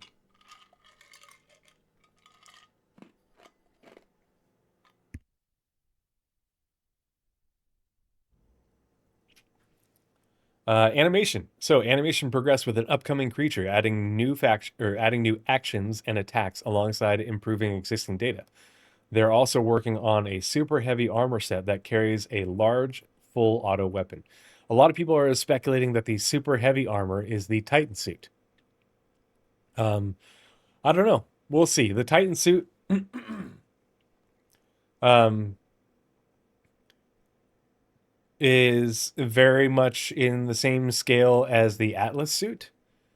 So I don't know if I would call it. I don't know. It just doesn't seem like it's a um, armor, you know. But who knows? And especially like they mention the Titan suit by name in Squadron 42. They mention it in month. They used to talk about it in the monthly reports for Squadron 42.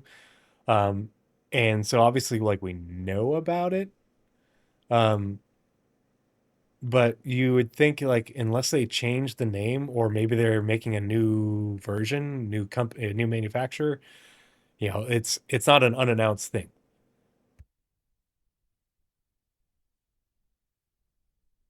Yeah, Jared alluded to it in the SCL not solid. Did he say Titan I don't remember. I've only listened to it once. I need to go back and listen to it again because there's a lot of good information in that. Yeah, and so I don't know if they're using super heavy armor interchangeably with the Titan suit. I don't know. We'll see. I figured it was just an even heavier armor than the heavy, but oh yeah, just about how it works. Yeah, it is a, you're climbing inside another character. Yeah, they're not vehicles. Yeah. Um, but it carries a large full auto weapon. Ooh.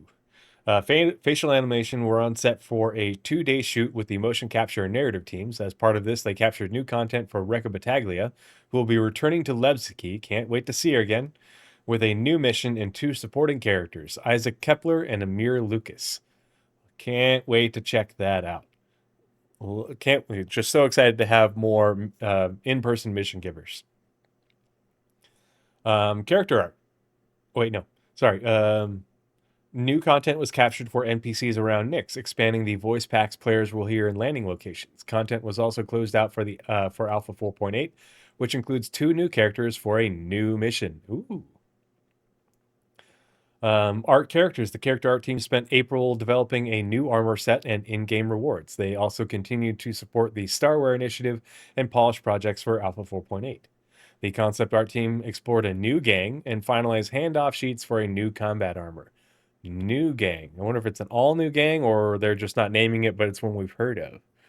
And where is it going to be? Is it going to be a new gang in Nyx, new gang in Pyro? We're waiting to see the Moraine. They've mentioned the Moraine in the splash screens for the different patches. Underdog says new lore has Titan as a less official name. Super heavy may be what it's called in official paperwork. I don't know. I just remember the Titan suits were made by Virgil. But I don't remember if that was like just a moniker or a trade name or what. Either way, excited to see it. When? When CIG? Ship art in the UK. The ship's team progressed with the Drake Ironclad and Ironclad Assault. The Ironclad Assault has a vertical launch system now with size 5 missiles, torps. I forget which they are. Either way, it looks cool. We saw the flaps opening in the 4.8 ISC, right? Both passed their LOD 0 review and moved into the final phase. The command module was also implemented, which can be seen in the P2U on the Caterpillar. I really want them to make it so that way if I throw a cruise bottle into this, sparks fly and the damn thing just melts and gets sucked in and disappears. Like, I don't want it to just be a pretty looking asset, a static pretty looking asset. I want it to do something if I fuck with it. I want to piss off my engineer by, you threw another wrench in there. That was my good wrench. Something ridiculous like that. Pardon me. Progress continued on other defense con ships. The Misk Starlight passed its LOD 0 review and had multiple playtests alongside revisions to its gameplay loop, ensuring it's fit for purpose ahead of its final gate review. The Drake Pitbull had its final review scheduled for early May, with the team moving on to bug fixing, while further team members moved on to the Origin M80 to prepare it for its LOD 0 and final gate reviews in early May. All of these ships we've seen images for on the RSI social media on X. Actually, let's see if we can here. So obviously here's the Odin, and then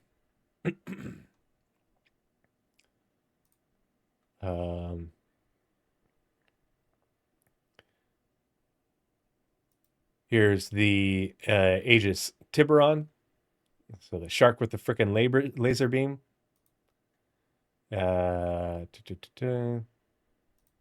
Here is the Misk Starlight. So looks like a smaller fueler. It looks like it's got 2 of the Starfarer tanks versus the Starfarer having 6, right? Does that sound correct? And then Here is the Origin M80. A very pointy nose. And here is the Drake Pitbull with more guns than common sense. And they showed that off, like 6 of them, I think it was, taking off from the cargo bay hangar, whatever you want to call it, of the Caterpillar Iron Chad. The front of the M80 looks like an F-35. Yeah, I can see it too.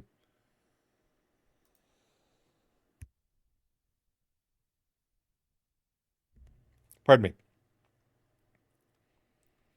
Let's see.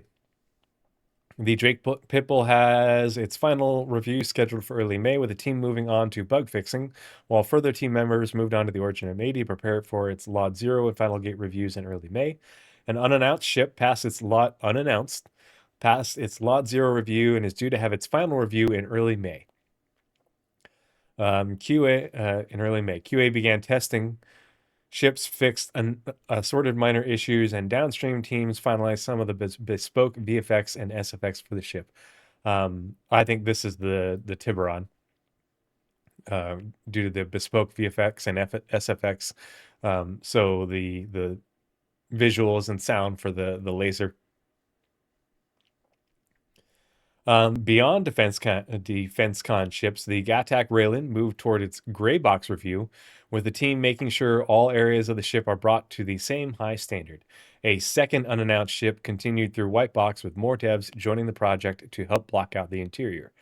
Another unannounced ship passed its white box review, with ships working alongside mocap to build out and make amendments to the in-game asset to suit the custom enter and exit animations. In North America, the ship's team continued to move an unannounced vehicle toward its gray box gate review in early May. So a lot of these are probably going to be IAE ships. They also progressed with the Drake Kraken. So this is the engine room of the Drake Kraken. You can see more of this image or this area in the Kraken work in progress stuff in the jump point. Yeah, the Pitbull is pretty cool, not gonna lie. And snubs aren't my thing, but I think it's a neat addition. M80 is most likely replacing my L22. Ooh, you think so? Oh, okay.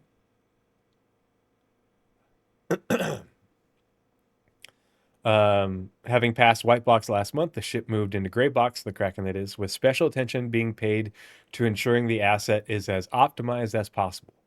With a ship this size, it's critical to ensure the time budget is being spent in the right places before it's too late. Ship's team. The team also worked on integrating some of the bridge station and manned turret concept work that was highlighted in this month's subscriber Jump Point magazine. All right, weapon art. Pitbull makes me angry because it is so obvious they would make that. And didn't think of it. Oh.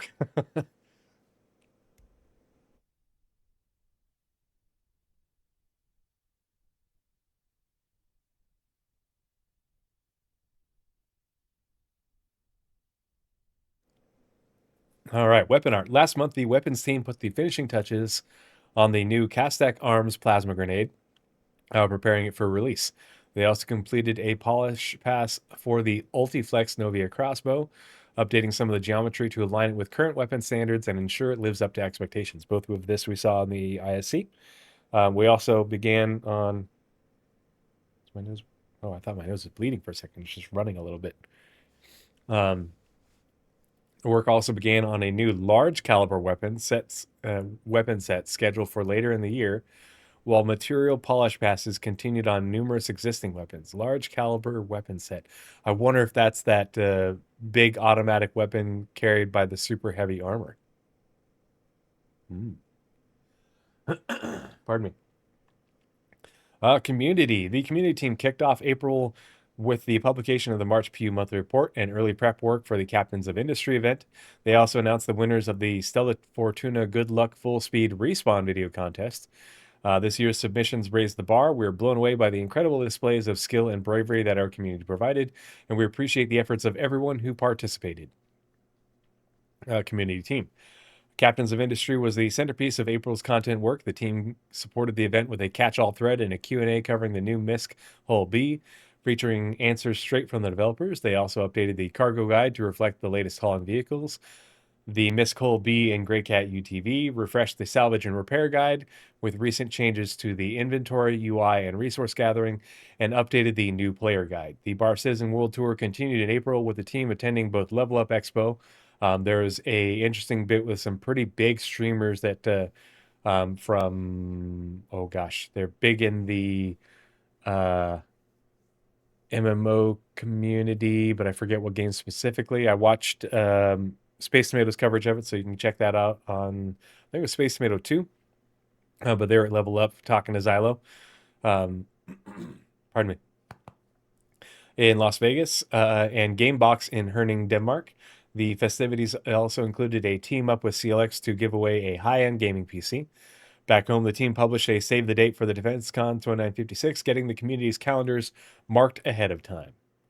Throughout the month, the team kept a close eye on community sentiment across spectrum, social media, and in-person events, tracking player feedback and flagging key themes for the relevant development and production teams. This kind of ongoing loop between the community and development staff is a core part of how the team operates, and April was no exception.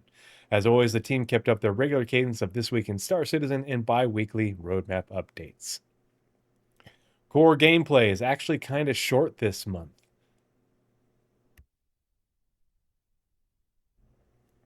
In April, Core Gameplay supported various initiatives and focused on bug fixing for Alpha 4.8. Obviously, there's a whole lot for them to make sure is working for 4.8 leading up to a free fly and, the biggest event of the year for Star Citizen. Core Gameplay also worked on the last details of Ship Hangar Services Tier 0, which I'm hoping to spend some time testing this week with the Idris. Did I name it the Carrion Crow? I forget. Preparing it to go live in Alpha 4.8. A list of bugs from the inventory rework was compiled from QA and the players, with the devs working to fix as many of the most critical ones as possible. Yay! For refueling, iterations were made to refine the gameplay experience, mechanics, and overall flow, with the main goal of streamlining the feature. For that, Core Gameplay supported mission design and the delivery of new missions. Lastly, tasks for an NPC refueling beacon are underway, allowing players who get stranded to call for help. I've said it before and I'll say it again. NPC refueling beacons is the most slept on aspect of this patch.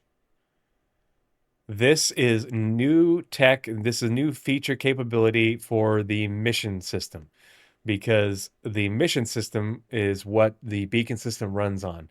And we have never been able to call for any form of NPC support ever. And now we can. And this is the initial outing to call for NPC support for refueling. But this is what we need in order for NPCs to come rearm you, to come repair you, to come rescue you, to come to your aid when you're under attack. All of that this is the first step. So that's huge. As well as being able to respond to refuel NPCs. If you can refuel an NPC ship, then you can rearm them, you can repair them. All that's coming. The inverse of the NPCs responding to your beacon.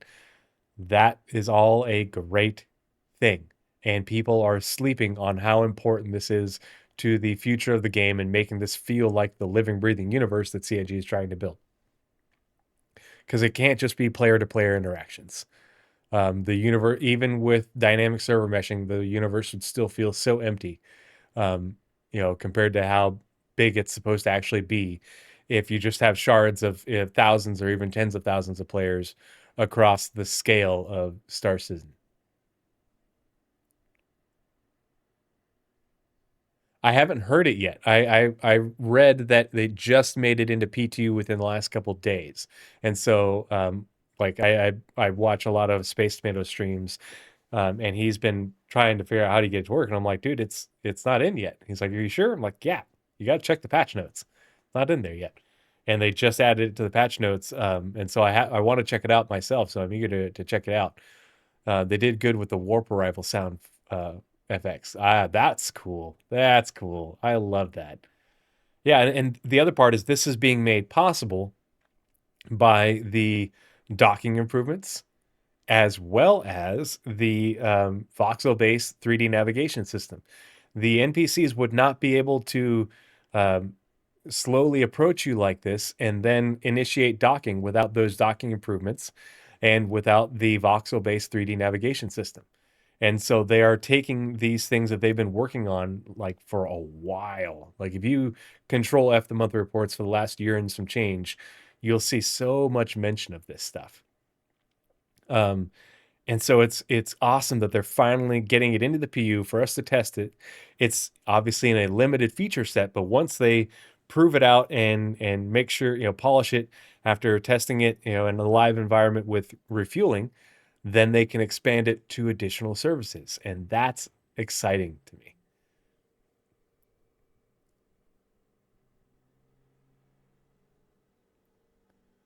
Yeah, well, Poofy Kittens. So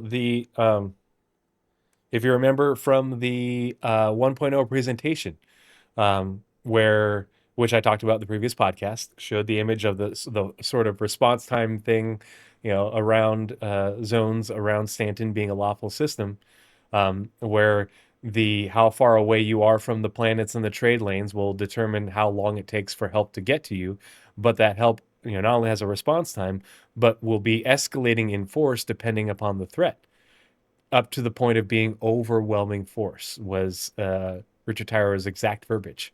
So if you are real bad and you bring a whole bunch of your friends and you are just causing absolute mayhem, the UEE will show up with their biggest, baddest capital ships and stomp you into the ground. Like they will go full Concord, like in Eve, but in a way that players will never be able to match. Eventually they'll be able to up what we have, right now, but the UEE, will always outnumber and outgun players. Artec says, so far it's limited that they arrive, but you still have to fly to their ship and dock to them. They just sit there, but they land about 800 meters from you, so not far away. Aha! Okay, so it's not fully implemented yet. And they got that part working where if you are out of hydrogen fuel, but you call for a beacon, you can, you know, you know, move about on fumes ostensibly to be able to initiate the docking.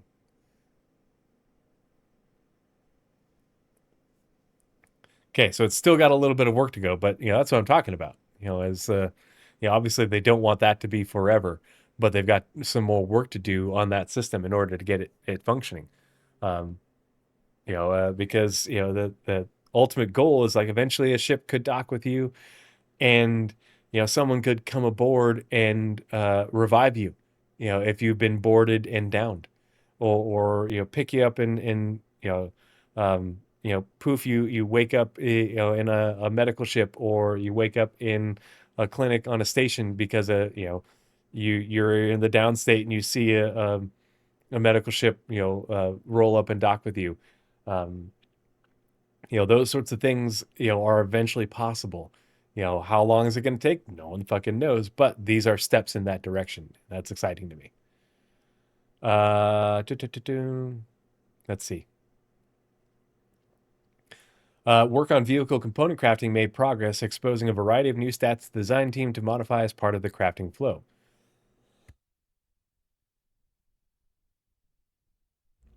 Now, I want to remind everybody what they said about being able to craft to and from inventory, like in ships and stuff, is they talked about this in the SCL.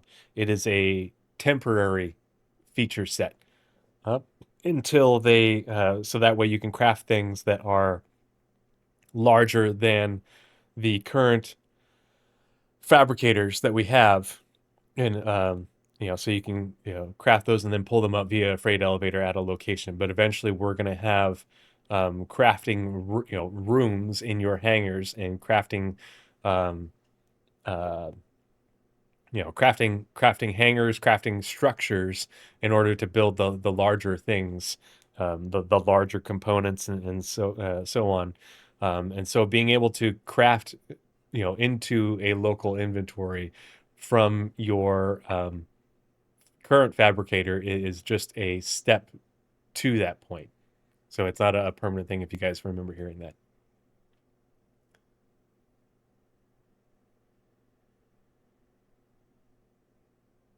Oh yeah, yeah, architectural music, and like we've been seeing it in inside Star Citizens and ship trailers and everything. The new quantum travel effects that are for the new quantum travel experience, because they're using it internally. We just don't have it yet.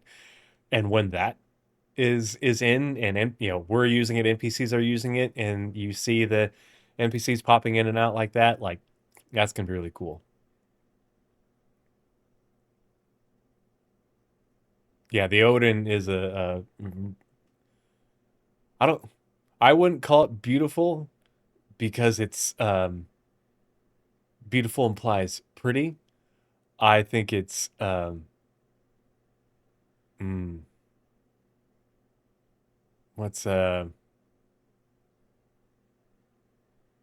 it's intimidating. It is it you know begets strength and power and intensity. Um yeah. Woo, oh boy.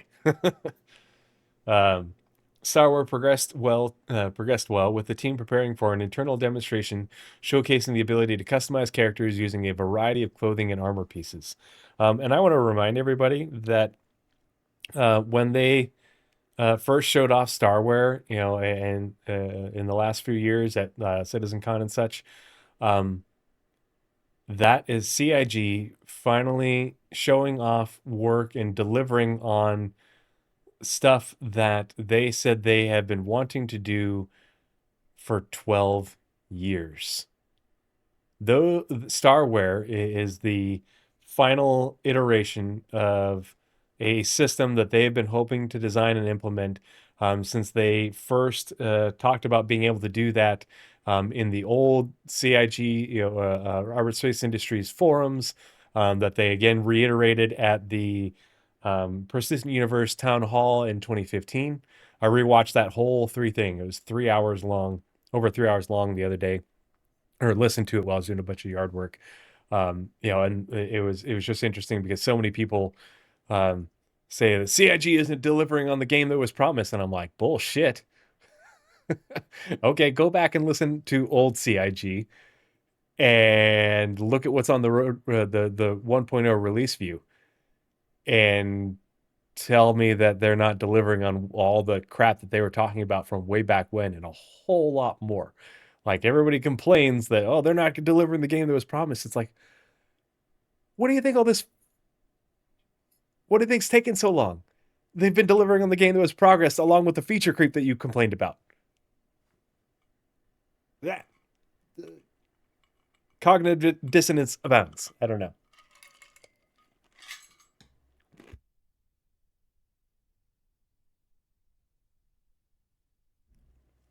Okay, so mission design. April saw the mission team design fundamental changes to the contract system. The first that players will see is a limit, pardon me,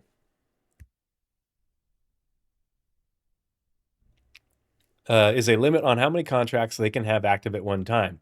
Good. This will, we really need to stop the exploits and the people just farming, the server wide um, missions and the mega groups and stuff.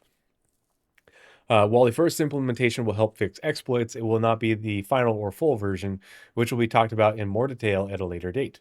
Yes, please explain, Elliot Maltby.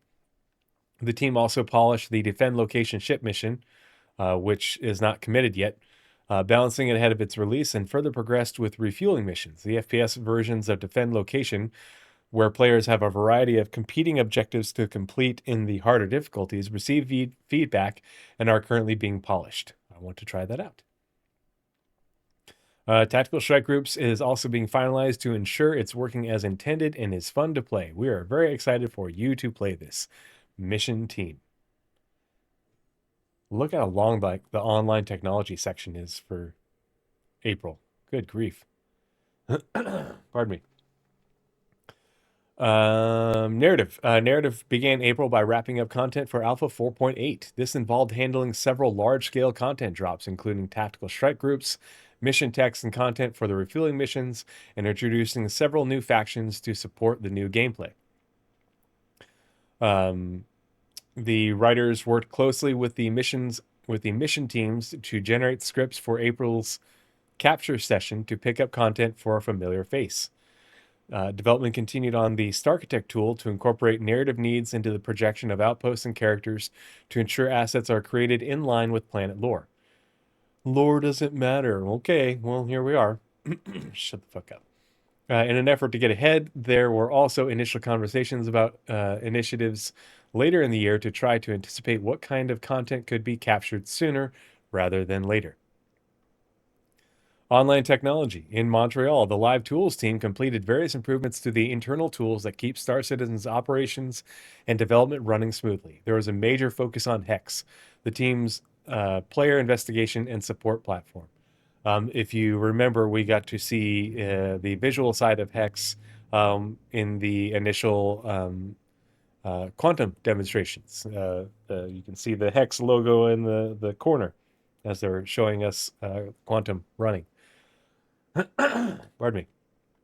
The team is currently working on a full visual and UX overhaul named Hex version 4.0 that established a new design system to guide all further future development. Moreover, the team are adding powerful new capabilities for support staff. The team then spent time stabilizing Panic Switch, a recently launched tool for managing live service incidents, fixing editing bugs, and improving the dashboard experience, and migrating configuration data. What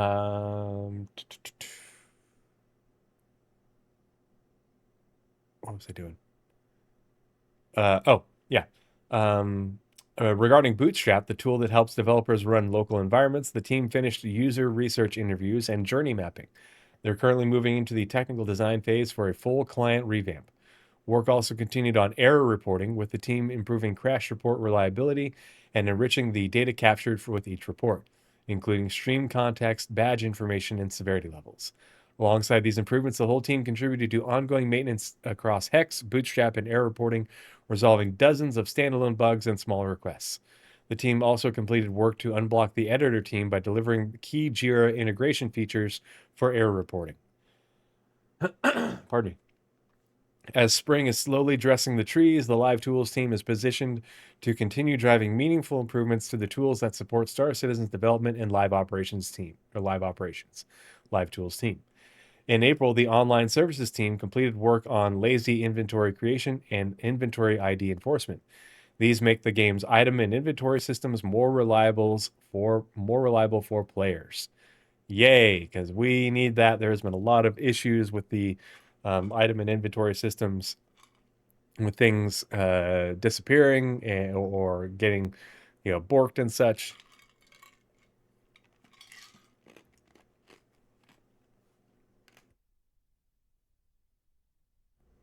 So hopefully some of that will be implemented and help to address that.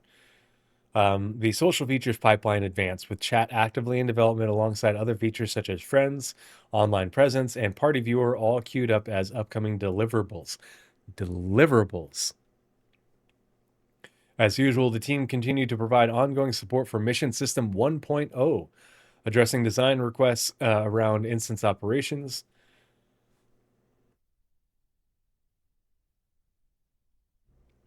Per cycle item limits and contract advertisement behaviors in instance environments.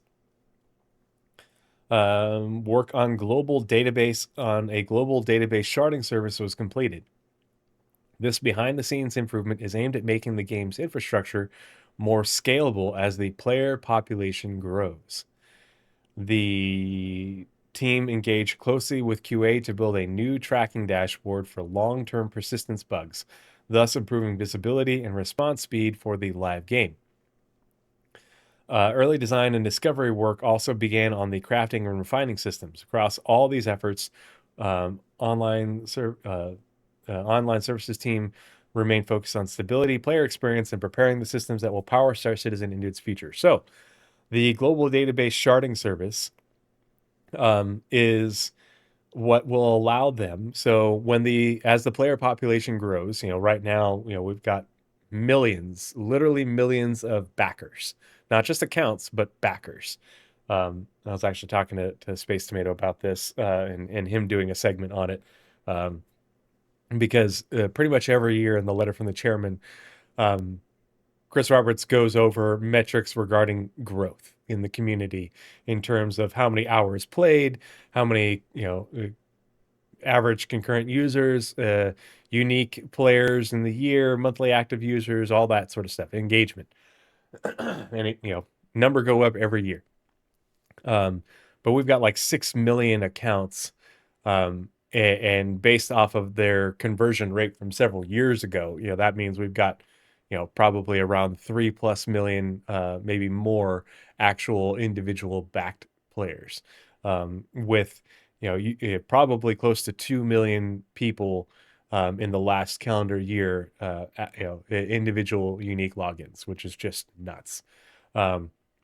But what that means is as the PU grows with the sale of Squadron 42 and the march to 1.0, the global database, which is essentially the entity graph that has all the long-term storage of everything, the servers in the shard run the simulation of the universe.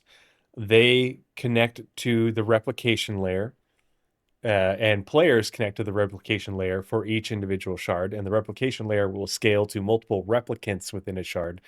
But the replication layer also not only takes information from the servers and sends it to players and players back to the servers, but then all information regarded to item state is also communicated from those two through the replication layer back to the entity graph, which is the global database. Well, that entity graph is going to have to, can only communicate with so many connected replicants or replication layers. And as we get more replicants with dynamic server meshing to handle more millions of players and higher concurrency, that entity graph is going to have to be able to handle that demand for information. The so many replicants, replication layers asking for and providing updates, to information.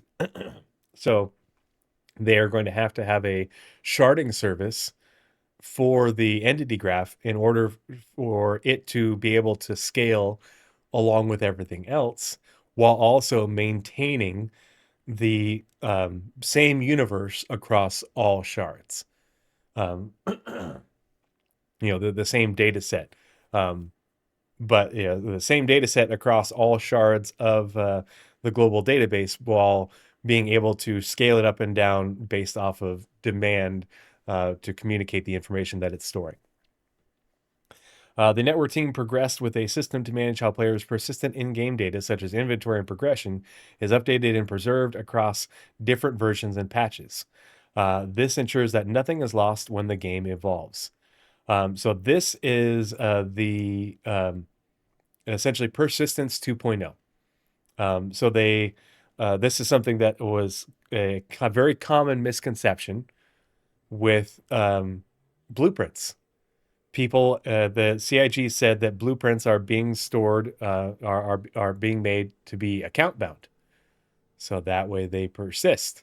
And people took account bound to mean that they will be account bound and they won't get wiped when 1.0 comes. They're like, oh, it's account bound. Well, everything account bound is permanent. No. It's account bound. It's part of it's going onto the entitlement service, so that way it persists across patches, and you can do progression, inventory and progression, and things won't get lost across patches.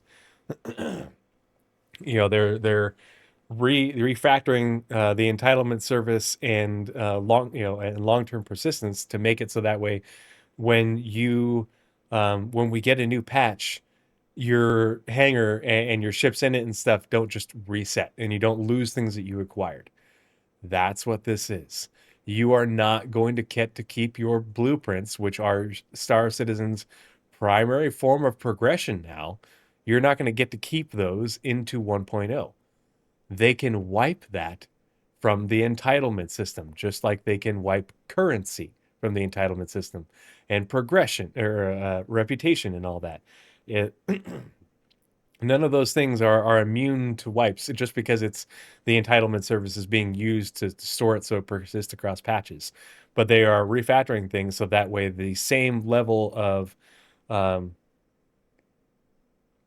robustness that we enjoy with the entitlement service, that is what everything on our accounts on the website uses, will also be used for things like, everything that is progression based. Yeah, it's all going to get wiped. Money, your reputation, your blueprints, your inventory, the whole shebang. People thinking that, oh, well, it being on the entitlement, part of the entitlement system means I get to keep it. No, just means that they're doing this so that way it doesn't get lost. They don't want you to, work your ass off to get all these blueprints and then lose them and then not want to work with the blueprint system when they need feedback in order to continue to improve and iterate on crafting. They're, inventory and progression. They want the same thing for reputation and such. So your reputation doesn't get, borked across patches. All this stuff will end up using the same sort of system. So that way, you're not essentially, loading into 4.8 and you have to reset everything up every time. Um, but people took it the wrong way, and now I'm like, oh God, CIG, how could you not clarify that? How did you not think that players wouldn't hear that and be like, sweet, I get to keep all my blueprints? No, no, you, my sweet summer child. But yeah.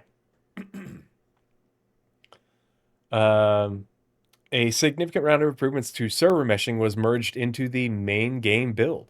Ooh. These updates replace older components with newer, more capable versions that are better equipped to handle the demands of a dynamically connected universe. So they are updating components of server meshing to be newer and more capable in anticipation in preliminary work for dynamic server meshing.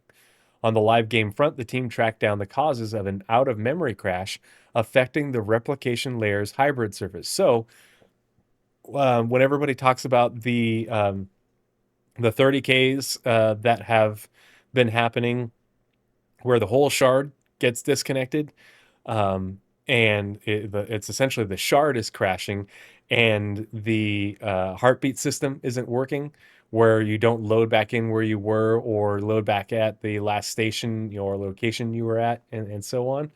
That's what this is. There was an out-of-memory crash affecting the replication layer's hybrid service. So it's essentially causing the hybrid to crash, meaning the replication layer couldn't write that information to the entity graph, so that way when the shard came back up, it was as it was before. So they tracked down the causes. A hotfix was deployed and stability improved, though the team is keeping a close eye on the situation. So it should be fixed. Hopefully, it stays fixed. But work is also ongoing to resolve a client disconnection error that some players have been experiencing. He's me. I am some players. For the last several months, every single session, and usually, a couple times early on in the session, and then maybe once throughout the rest of the session, but usually like 2 to 3 times in the first 30 minutes, and then maybe once in the next 2 to 3 hours.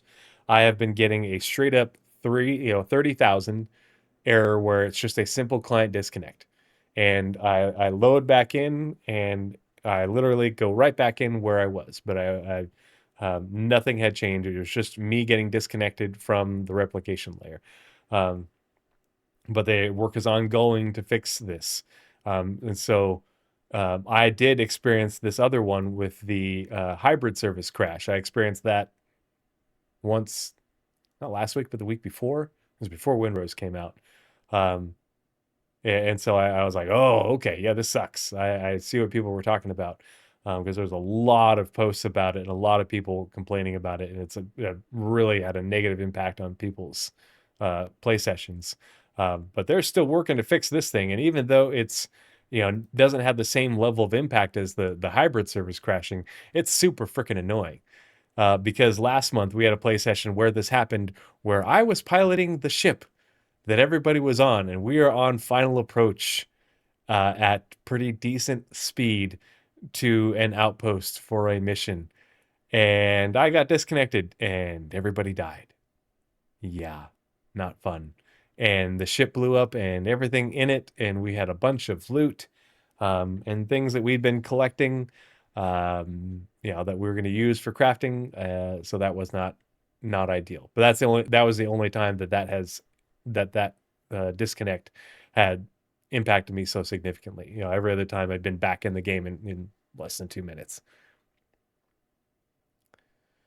Artex says, wonder if resource drive rewards will get wiped from our hangars. Ooh, I don't know. I did see that the branded whatchamacallits, fabricators are in the PTU now.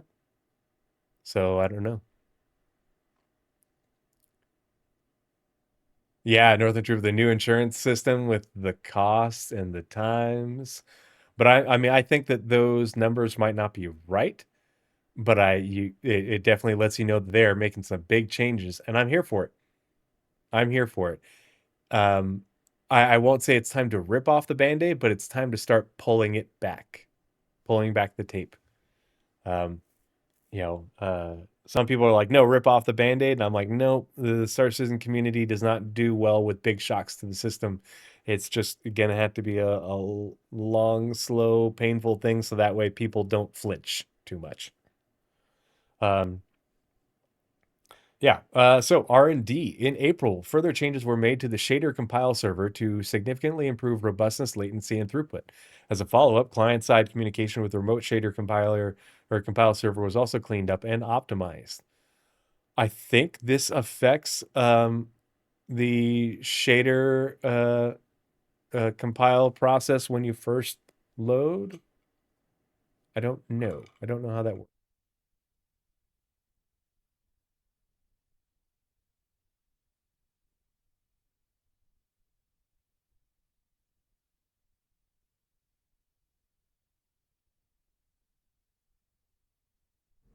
I will say that maybe 2 months back, maybe it was three, Sylvan made a post regarding this, saying that he was working on significantly improving the time that it takes to compile shaders. So maybe that's part of this work. I don't know.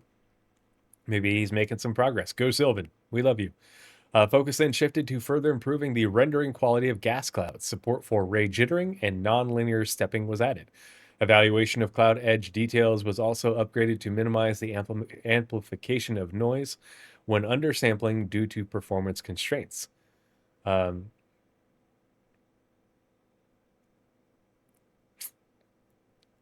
These changes revealed potential GPU performance gains, which will be investigated in May. Ooh, yay. Tech art animation. Throughout April, the technical animation team continued to advance content across characters, creatures, armor, and the underlying pipeline. A major development was the scale of work toward new DNA heads currently underway. The team is simultaneously driving Gate 5 expression and polish passes on a large number of named characters across a broad range of identities and ethnicities that will populate the PU. Whoa, of named characters. Oh, that's exciting for mission givers and other people we interact with. Two named characters, Amir Lucas and Isaac Kepler, who are associates of Recca Battaglio, or Recco Battaglia, had targeted head rig feedback addressed and now have ready status. An additional number of heads was approved for submission. Head RC errors across the pipeline were resolved, and incorrect material IDs on two minor, not minor as in like kids, but minor as in like profession, character head meshes were identified and fixed. Work on reducing rig logic memory overhead continues in the background. Work on the Apex Sand Valakar continued with the team rigging an entirely new mesh. Ooh, interesting. Development of these super heavy combat suit materials progressed well. Blend space and animation support was validated and closed out. The Maya rig for the backpack is underway. It's got a backpack. Big effing backpack, probably.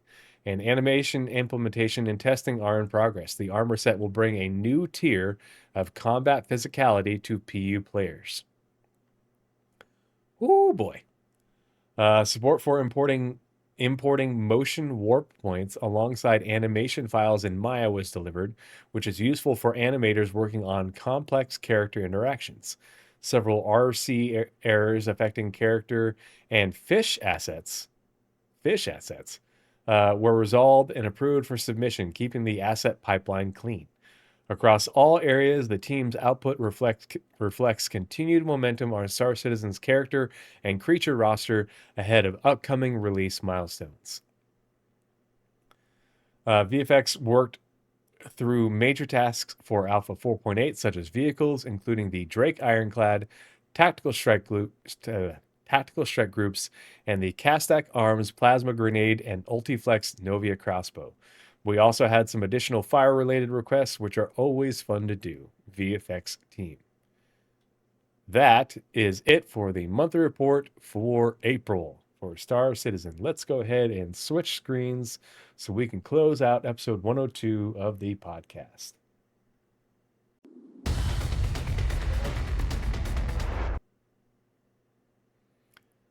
Alrighty. Oh, let's minimize that. Open this up. Bring it back over.